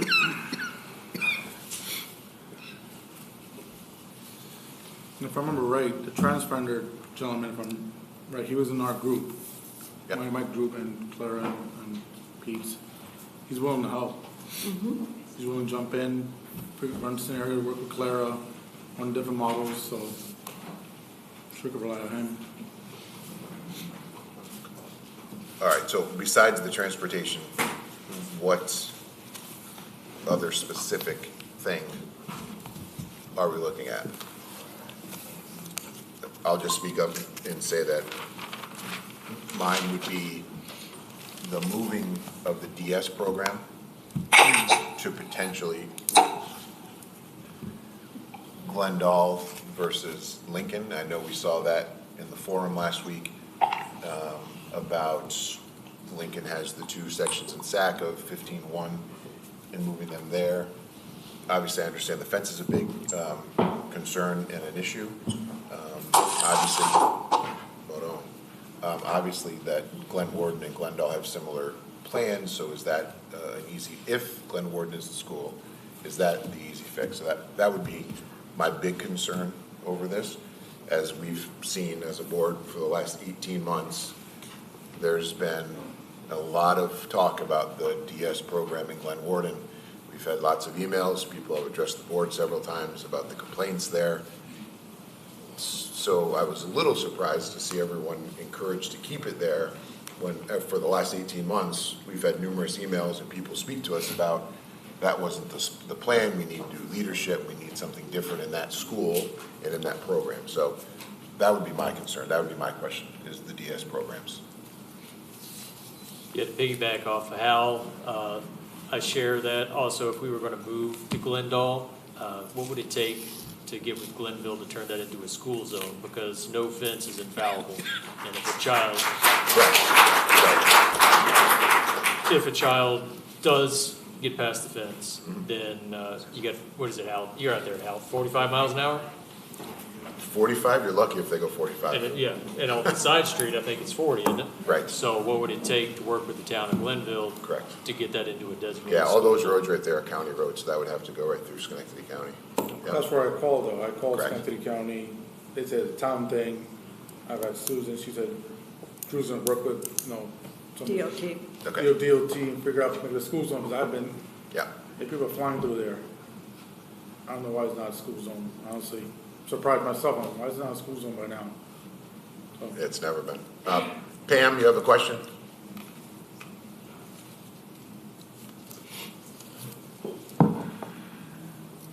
Going once. Pam, you have to unmute yourself. Yes. I'm sorry, Hal. What was your question? Did Did you want to speak? Not especially. Sorry. I had just brought up, Pam, about the DS program, if it was Glen Warden, and the feasibility of moving it up to Glendale, and what the parameters were around that. So are you talking about cost even outside the fence itself? Like moving costs? I have to admit, I was curious about moving costs too. I maybe it could be nothing, I don't Yeah, know. moving cost staff, is it new staff that goes to Glendale? Is it the current staff? We've had 4 teachers in 13 months, right? So is it different staff that comes in to do it? Does Glendale have staff that can do it, that want to do it, and that can lead that program? Like I said, for 18 months, we've heard nothing but, for the most part, nothing but negative about that program. And now, you know, with the opportunity to move it to a new school with a new principal, a new leader, and, you know, what's the benefit there? How is it going to do? Because the ultimate thing that, you know, I think, please everybody understand, the Board of Education, we care about all kids from K through 12, not one school, all 6 schools, right? Not just one school. So that's our concern. And whatever decision this board makes, it's going to affect all 4 elementary schools, just not one elementary school, right? So that's a big concern. That is Glendale going to be capable of doing that with, you know, the leadership of Mr. Egan and the team up there? Well, typically the staff would move with the program, Okay, but they are already understaffed and we correct. need to replace a teacher. Okay, right, all right. Questions that we haven't talked about from this side? Karnjet, Mike, about hopefully good answers for the 9th vote. Is it realistic, I don't know if you can hear me, is it realistic to have a pre-K program up and running by September of 26? Is that a realistic option? Like if we're going to move Glen Warden and there's not something that's going in there right away, is it worth moving it? And that's a concern that I have. Well, you may not have gotten a chance to take a look at it in the information we sent, but the town of Glenville has also contacted us about using Renting space, yeah. Yeah, that space. So I don't know what their plan is either. And we were not going to open as a full building of pre-K. We were going to start small. So I think I feel more confident in answering that question probably when I see you again on the 9th. Because I don't know if the building will be empty. And on the pre-K subject, it just kind of confuses me that we're going to base the decision off the pre-K, but did I miss a meeting that we decided on that as a board? No. So it feels like the cart before the horse. Maybe that's something we need to decide, because I know your committee hasn't met in a few months, and if there's other options, let's do it. You know I'm a UPK guy, but that was 2 years ago, and it's very different now. And so if that's truly what we're going with, then we need to vote on that, because there may be feelings amongst the board. I certainly have my reservations here in 2026 about that. So I would say that's something we need to lock up before, because I just have a big problem with, I'm going to displace 170 or however many Scotia-Glenville children, and I'm taking into account Niskayuna or other children, and I want to be a good partner to our districts, absolutely, but I don't think my counterpart in Niskayuna is thinking, well, is this good for Scotia-Glenville? So that's a big worry for me. So if we're going to do that, I think we should vote. That should be something that we vote on and agree on, because I just don't feel like we've gotten a full slate of options. And again, I'm here for it. I know we're a child care desert, and it's something I want for kids. But I just think that's something we need to vote on first. Yeah, and that's a good conversation, because as I emailed somebody back today, that I don't speak for everybody, obviously. My decision is never around pre-K. My decision to do this has nothing to do with universal pre-K. I'm here to worry about Scotia-Glenville, the families, the kids, and the staff. Even though I'm a Spartan, I'm not worried about Burn Hills right now. That's not it. That's not my decision. I have a feeling all 7 of us feel the same way. We're not doing this to try to close a school because, oh, that's the best spot for a pre-K. Right. That's not my decision. My decision is the budget and making sure that we can close that $2.9 million gap. Which, to Drew's credit, no matter which school we close, Drew, 2.9 is not happening from one school.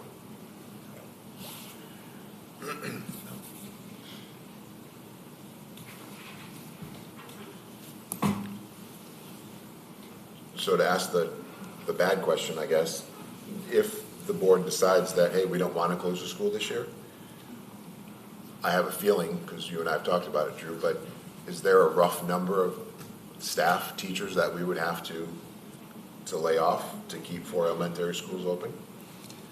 Well, as I displayed in previous PowerPoints, that last year we had 22 FTE reduction, which included non-instructional, and it's probably 17 instructional and 5 non-instructional, and an administrator, I believe, something like that. So that got you to 2.7 a year ago. Right. So that gives you a ballpark figure. And so it'd be in that 20 to 25 range, give or take. Yep. Right. And then that would screw up sections and coverage for students, so. Thank you. All right, what else on this? Excuse me. Would it be helpful for you if,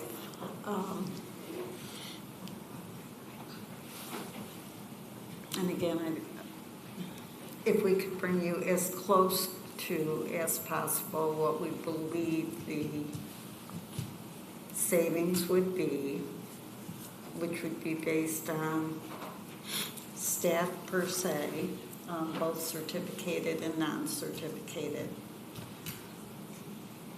If we were to close an elementary school, what that, other than SAC, what that number would look like next week, or I'm sorry, on the 9th when we see you? Yeah, absolutely. Yeah. Thank you. Now, what I'm going to do tomorrow is I'm going to email the board with what I believe you have requested that we do to make sure that we're all on the same page here. Thank you. Yep, thank you. Thank you. And so probably what you need to do is get a motion to table Table it, that. correct. Yeah. Right. Before I do that, anything else? Oops. Before I move on, no, that's right. And if there is anything else, we can obviously email back Susan on that one. Excuse me. I'm sure we'll get a couple recommendations. We tend to agree with it. All right, so in that case then, can I get a motion, please, to table item number 9 to approve the Susan's, superintendent's recommendation to close or repurpose Glen Warden, please? I'd like to make a motion to table the superintendent's recommendation to close or repurpose Glen Warden Elementary. Thank you. In a second? I'll second. Thank you both. No further questions? All right, now, all in favor? Aye. Anyone opposed or abstain? All right, so moved. Number 9 is tabled. Hal, can I say something real quick? Please. It was related to this, but I know this has been a really stressful process, at least I know it has been for myself and talking with all of you. I know it's been both admin and the board, it's been stressful. Somebody had said something to me last week, you know who you are.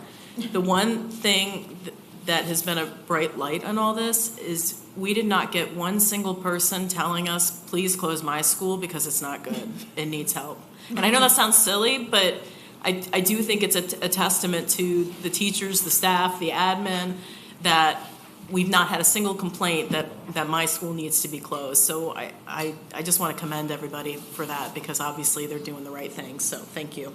Sure. Thank you, Kim. All right, moving on. If I can get a motion, please, in a second for item number 10. A motion to approve the shared services agreement by and between the Board of Education of the Duanesburg Central School District and the Scotia-Glenville Central School District for transportation of a foster student. Thank you. In a second. Second. Thank you both. Any questions or discussion on that? If not, all in favor? Aye. Aye. Anyone opposed or abstain? So moved. If I get a motion, a second, please, on resolution number 11, please. I'd like to make a motion to accept the resolution to appoint District Interim Director of Facilities. Thank you. In a second. I'll second it. Thank you. Any more questions for Drew on this? I had one question. I have to say, I don't know a lot about the intricacies of buildings and grounds and all of that, but looking at this gentleman's resume, I was very impressed by it. But I did notice in the agreement itself, Drew, that we were paying this individual so much per hour, $55 an hour, but I didn't see a cap on the hours. Could you explain why that was? Basically because our facilities are open 24 hours a day, 7 days a week, and you don't know if you're going to need someone when a pipe breaks or there's a backup on a drain or snow emergency. So you don't want to cap it because you don't know, but you know that I'll make sure that it stays within budgetary confines. And he will not be getting paid for holidays. There's no vacation, no benefits with this position.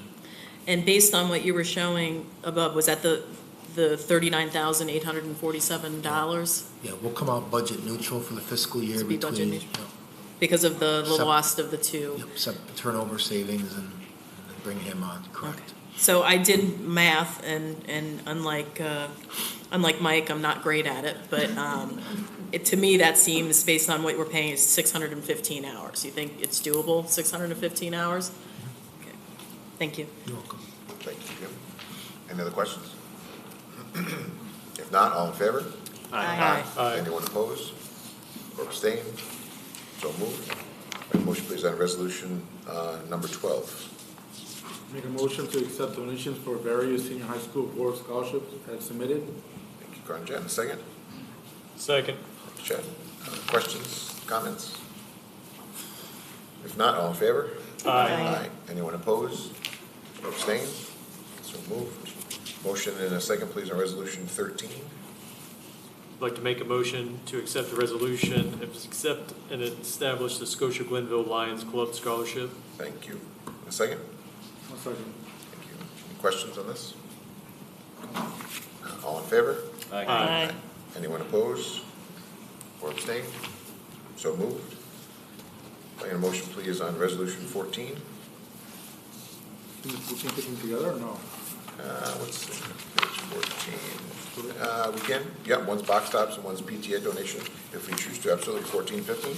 All right, I make a motion to accept the donation from box tops for education for Scotia-Glenville Middle School. Also, motion to accept an appropriate gift and donation for Scotia-Glenville Middle School PTA as submitted. Thank you. Thank you. A second. Second. Questions on this? Comments? Besides, thanks. If not, all in favor? Aye. Anyone opposed or abstained? So moved. If I can get a motion, please, to adopt the revised BOE policy. And a second. A motion to adopt the revised Board of Education policy number 5152.2, education of homeless children, identification of homeless students. Thank you. Second. Second. Thank you both. Questions or comments on this? I mean, it seems to me it just follows the law, Yes. correct? Yeah, correct. All right, thank you. Absolutely. Thank you. All in favor? Aye. Anyone opposed or abstained? So moved.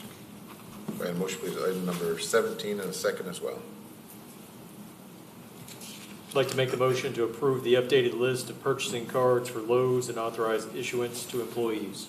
Thank you. A second. Second. Anyone have any questions about this? I do. I have a comment. I noticed on this list that we have Zwack and Cooper on it. Unfortunately, we're losing them in a month. To me, it seems, no offense to them, but to have them on it and issue them a card for a month doesn't seem worthwhile. But instead, putting Mayo on it, if he's going to be. They've been on since July 1. Mayo's been on? No, Pete and Coop. That'll be changed. It'll be changed when they retire. We'll take them off. Oh, okay, so that list is people were putting on and people were taking off? Oh, it's a mixed list. I didn't realize, I thought it was where people were putting on. Okay, thank you. You're welcome. Thank you, Kim. All in favor? Aye. Anyone opposed or abstained? So moved. The motion, please, for 18. I'll motion to move staffing 1 through 8 and children with placement of children with disabilities. All right, and a second. Second. Thank you. Questions or comments on any of that? No? If not, all in favor? Aye. Anyone opposed? Great question, sorry. Yep. Sorry. So the bus drivers, I see the increase in hours. Is that any reason for that, or just they're working more extra? Just routes change, Routes and change? that's all it is. Okay, Yep, good question. thank you, that's all I had. Thank you. Cool. All right, nothing else, all in favor? All right. Aye. Anyone opposed or abstain? All right, so moved. It's routine business. Anyone have any questions on any internal audits, reports, or check warrants? All right, not so moved. Any questions on the treasurer report, December 2025? All right, moving on to other business. 26 budget calendar. You've got that in your packet. Questions on that? Looks good to everybody? Beautiful. All right, at this time, we'll open up the second hearing and privilege of the floor. Just remind everyone. Can I say one thing, Al? Yep, sorry. Oh, that's right. I just saw my PTA boss out here. Founder's Day tickets went on sale this week. On social media, you can see where to sign up. You can see the awardees. So please get the tickets and come and celebrate these pretty awesome volunteers. Excellent, thank you. I have a couple things too. Absolutely. One, I want to say congratulations to the cheerleaders for winning this past weekend, and then our all-county music students and orchestra and chorus. And then I just want to remind the board members, we need to vote on our employee of the month. I've only heard from a couple of you, so if you could let me know so we can tally the votes, I would appreciate it. Absolutely. Thanks. Absolutely, thank you. I have something. Okay, go ahead. Oh, Mike first. Yep. We didn't give Mike a chance to speak. I don't know if he's got anything. Yep. Michael? I don't have anything to say. Usually tells me if he does. Yeah, he usually sends me a message. RJ? All right, real quick, being on the athletic council, I don't know if any middle school or high school parents are here, but Family ID opens for spring sports on February 7th for JV and varsity. Modified opens for February 23rd, and spring sports start March 9th and for JV and varsity, and March 23rd for modified. Meet the Coaches Night is on February 10th at 6:30 at the high school gym. That's all I had. Perfect, thank you. All right, now I'll open up the second hearing and privilege of the floor. Just remind everybody we've allotted 30 minutes for it. Each person would like to address the report.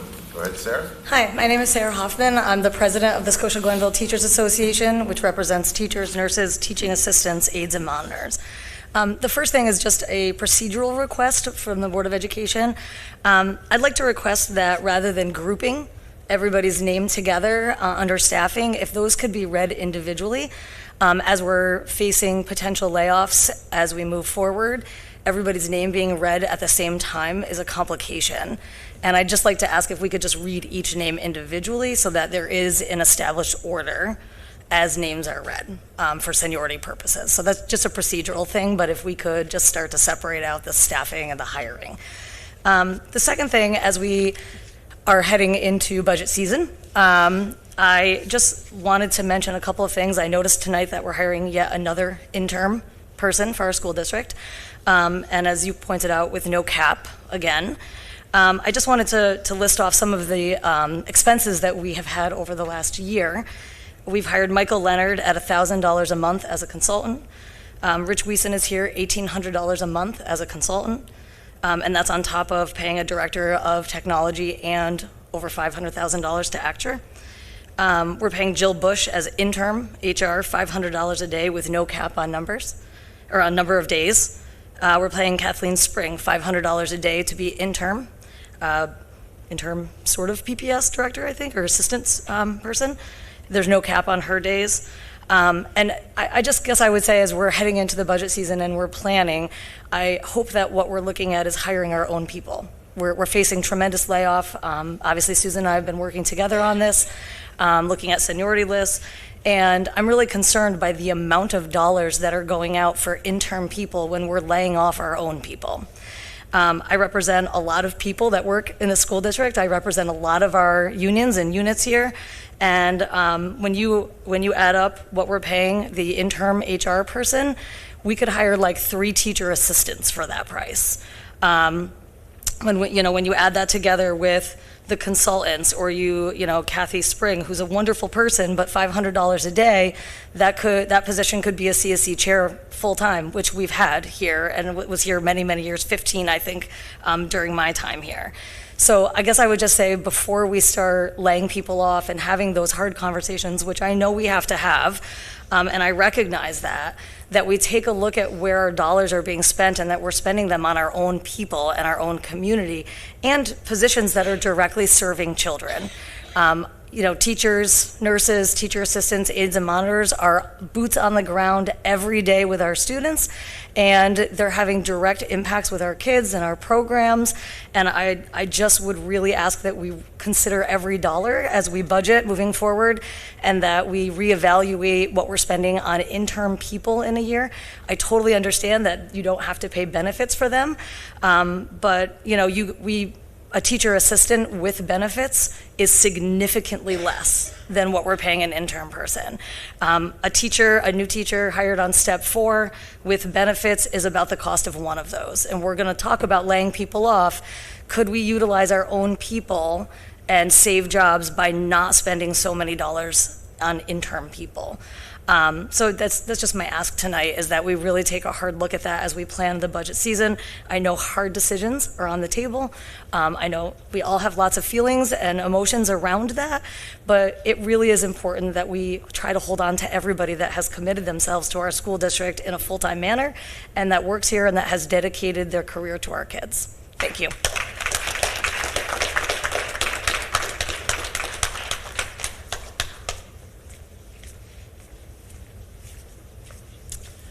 Hi, I'm Kevin Dwyer. I live in the neighborhood for Lincoln School, and I've heard you say it a few times, actually more than a few times tonight. You said the word Scotia-Glenville. You've got 6 schools within the Scotia-Glenville School District, of which 1 is in the village. Lincoln is the only one. It is the definition of a neighborhood school. I've heard you say SAC district. Lincoln is the definition of a neighborhood school. And if you remove that school alone, then you have the Glenville School District only, and you basically eliminate what schools are supposed to be about, really, which is a neighborhood. You walk to school, you play after school. I see it every day. I live right there by the school. I've seen it for 30 years. I've had 3 children go through that school. In the end, no matter what decision you make, everybody ends up here or in the high school. Kids are not going to be outliers, because you're going to be moving with friends that you have from other schools, and kids are resilient. They're going to get along just fine. That's my first point, is just think of the neighborhood.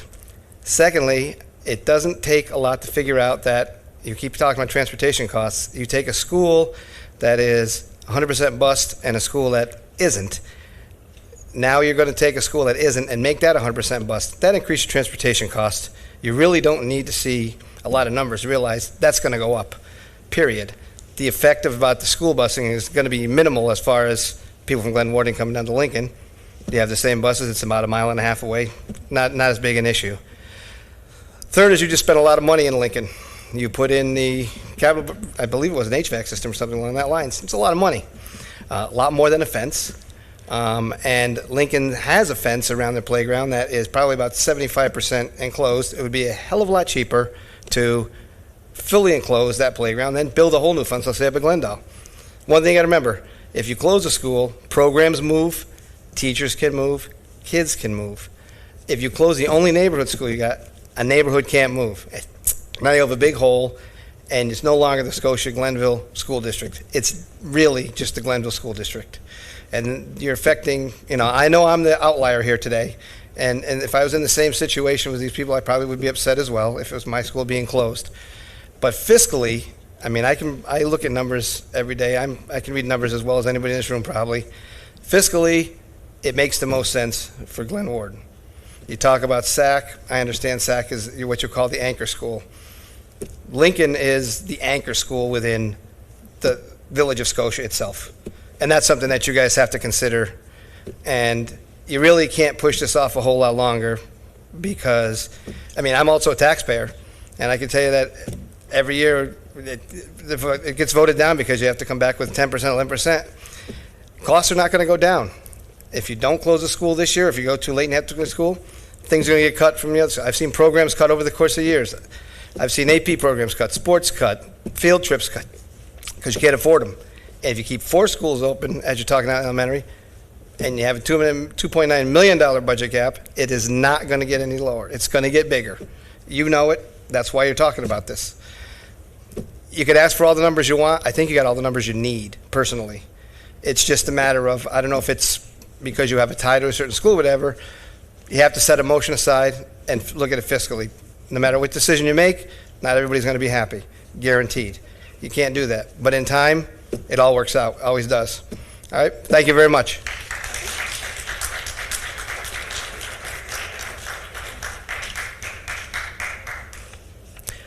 Hi, my name's Catherine Jones, 16 Maryland Drive.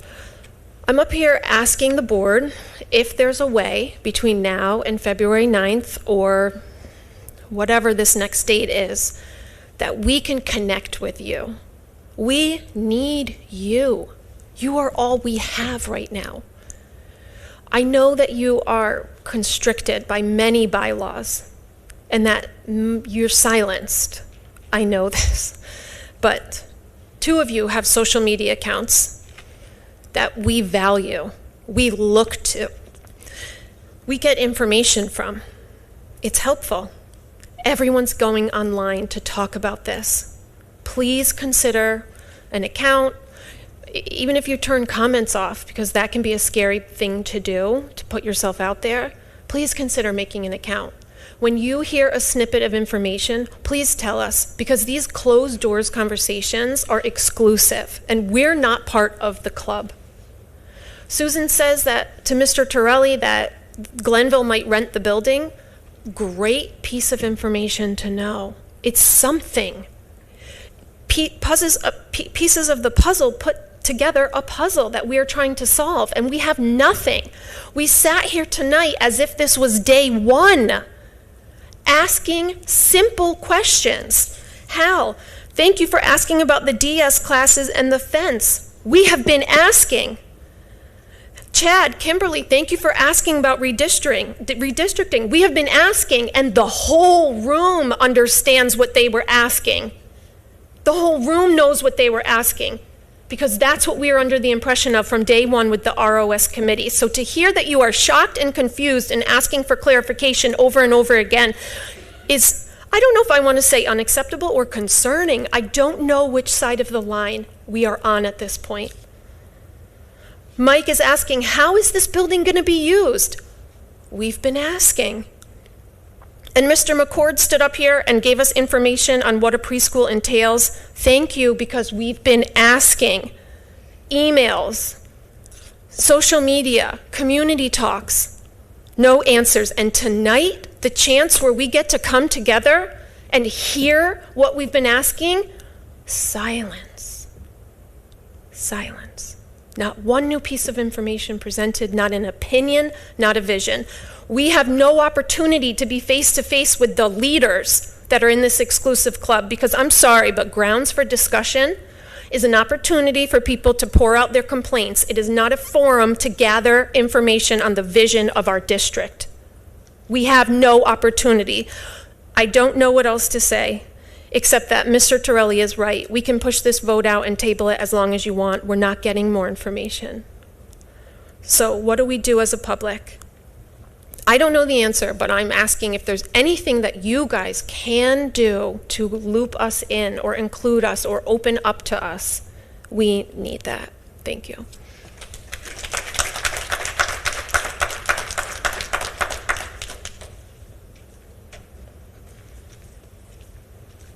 Good evening. Thank you for giving me the opportunity to speak. My wife and I are parents of 6 children, ranging from ages 27 to 8, and I'm here on behalf of our 8-year-old who is a student at Glen Warden in the 613 DS class taught by Taylor Wood. If the decision is voted on and approved that Glen Warden will be closed, as unfortunate as that would be, my wife and I are confident that we'll be able to transition our daughter to go to whatever building the DS class is going to be located. But the district actually approached my wife and I last year to have our daughter leave her school, where she has been for the last few years, out of district to come back into district. And we were very reluctant to make that change until we met a very special lady who is teaching our daughter, and her name is Taylor Wood. Some facts regarding our daughter, whose name is Willow. She now takes part in activities with her peers, which she didn't do in this specialized school that she attended prior to being under the tutelage of Taylor Wood. She does less hand over hand with classroom activities. She's much more comfortable using her communication device. Our daughter is nonverbal, so that is a big advancement for not only our daughter, but for our family. She shows less anxiety in classroom setting with her teacher, Taylor Wood. The use of the sensory room is imperative and helps her regulate. And we have excellent communication from her teacher, which helps us both carry over routines between home and school. So a couple of questions, and want to give credit where credit's due. My wife actually sent me here. She's better doing the questions. I'm better at doing the public speaking. So the question is, what will be happening with the special education teachers? Are we going to be losing any of them? Is it by seniority? And we accepted the fact that we may be leaving a physical building, but just wanted to advocate for our teacher, in this case Taylor, who we don't want to lose her. She really is a superstar, and I don't know if she has seniority or not. I think she's a relatively new teacher, but it would be like the Bulls giving up Michael Jordan. She's that special. And next question, our kids that are in the special ed program at Glen Warden, they are due to have a summer session in therapies over the summer during that time. Would they still be going to Glen Warden for the summer sessions, or would they be going to a different location? And then regarding those summer sessions, again, it's about the fence. Our daughter tends to try to escape often, so that fence would be imperative. And I know part of the summer program is having those outside activities. So just wanted to say, for all parties involved, the community, the board, the superintendent, appreciate everybody coming together. And I know emotions are running high, but really, the reason was those couple of questions, but advocating for this special teacher that we have at Glen Warden. And thank you for giving me the time to speak.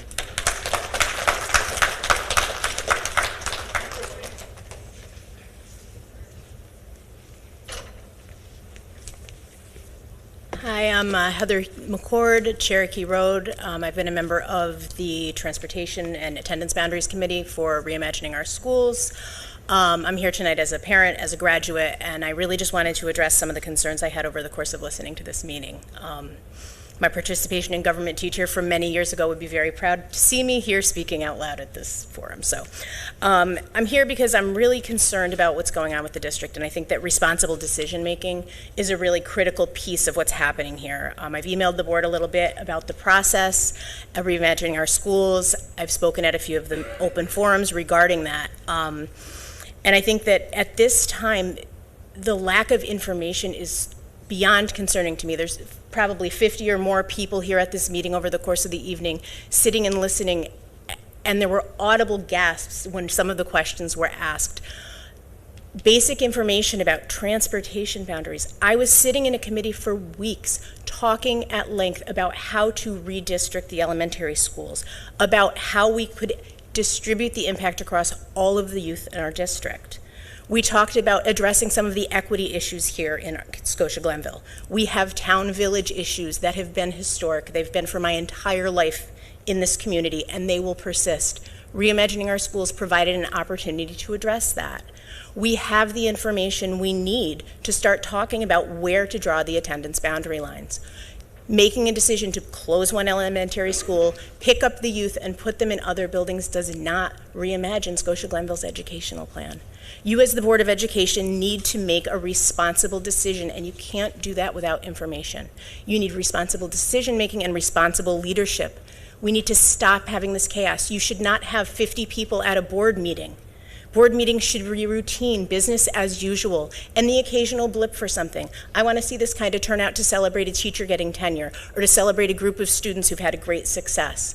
We shouldn't be here demanding information from our administration. We shouldn't be here having to urge the board to speak up and to ask questions.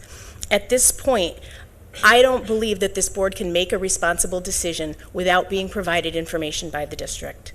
And I need the district to step up and do that for this board so that they can represent all of us here tonight and all of the families home watching this on YouTube and all of the students who hopefully are gone to bed on time while we're all here to talk to you about our students' education.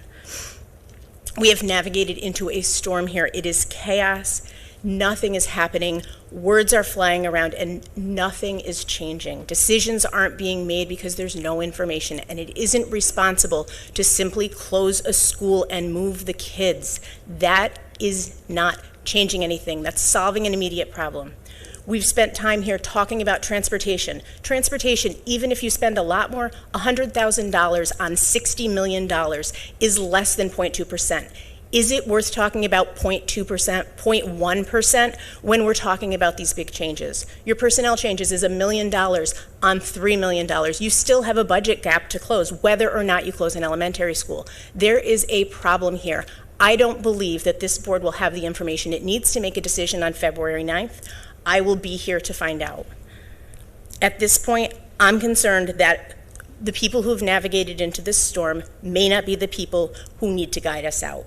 I'm expecting you as the board to step up, to step in, and start providing some guidance to this team. It is critical that you represent your constituents, your community, and do what's right for our students.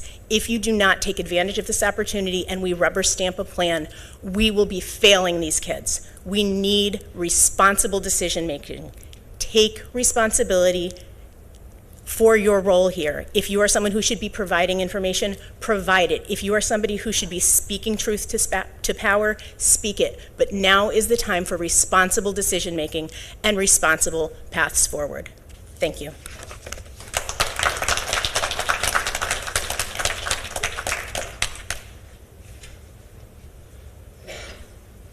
Last but certainly not least. My name is Amy Marletta. I live at 506 Mohawk Avenue.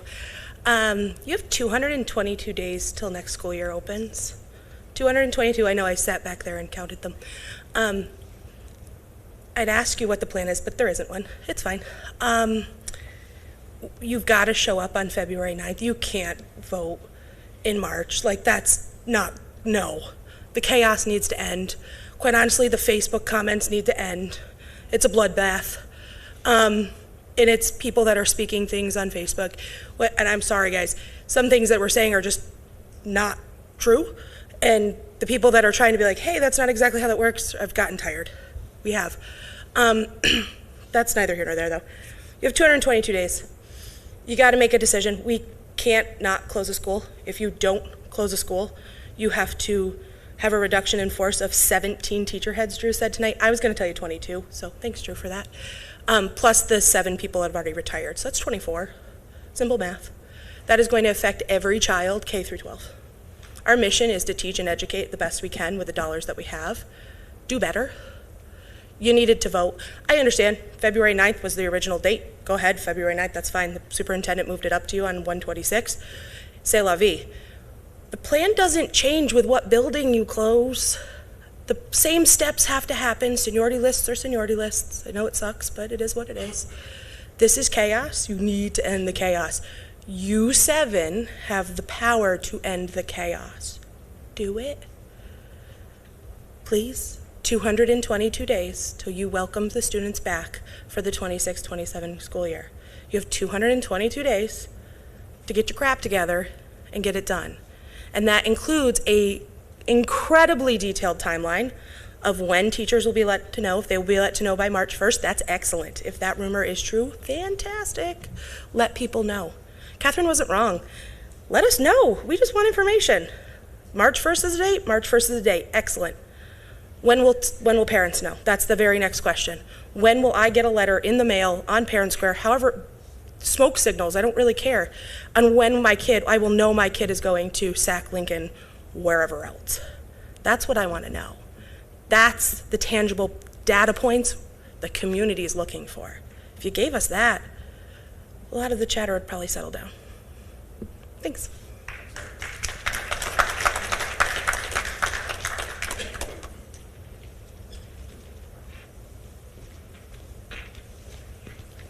Hi.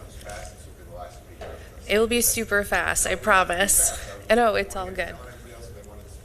Gotcha. So my name's Leanna Roldan. I live on 4th Street. My child does go to Lincoln. I know this is a hard decision for everybody. Passions are high. We get it. We all have our kids' interests at heart. But I'm going back to the repurposing. We're calling people back to those ROS groups. A lot of people don't want to come back. And I feel it's because they felt like things fell on deaf ears. Each one of you were tasked with one of those committees.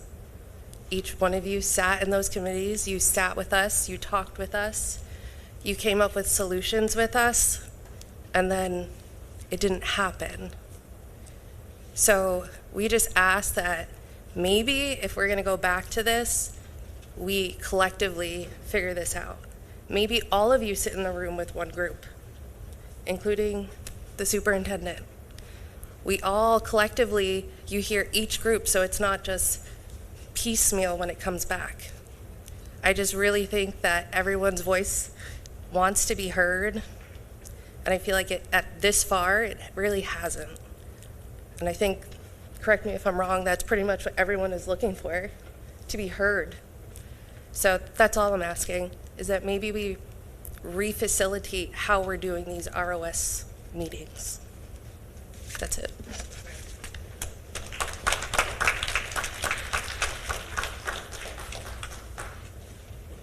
There's 3 minutes left in this session.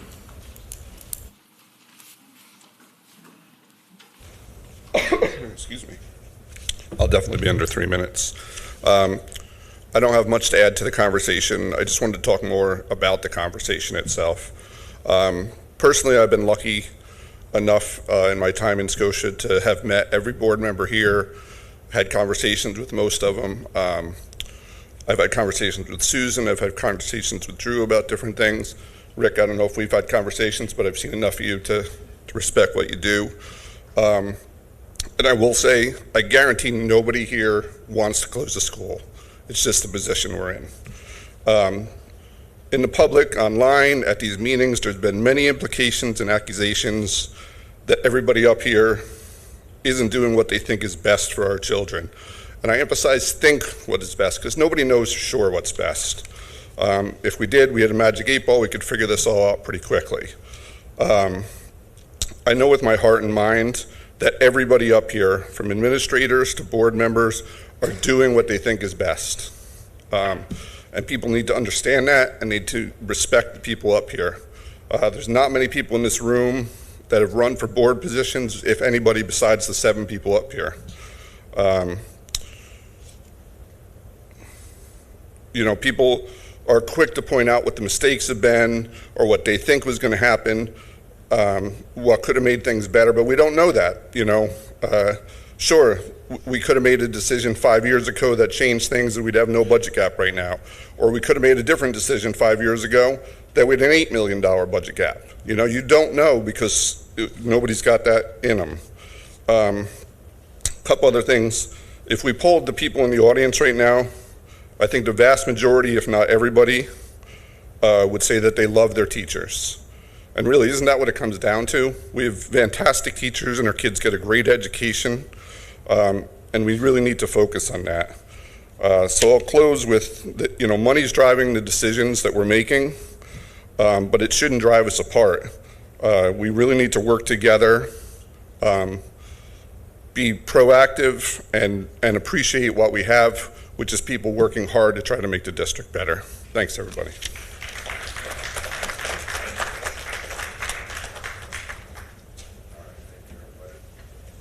At this time, I'll ask for a motion to adjourn.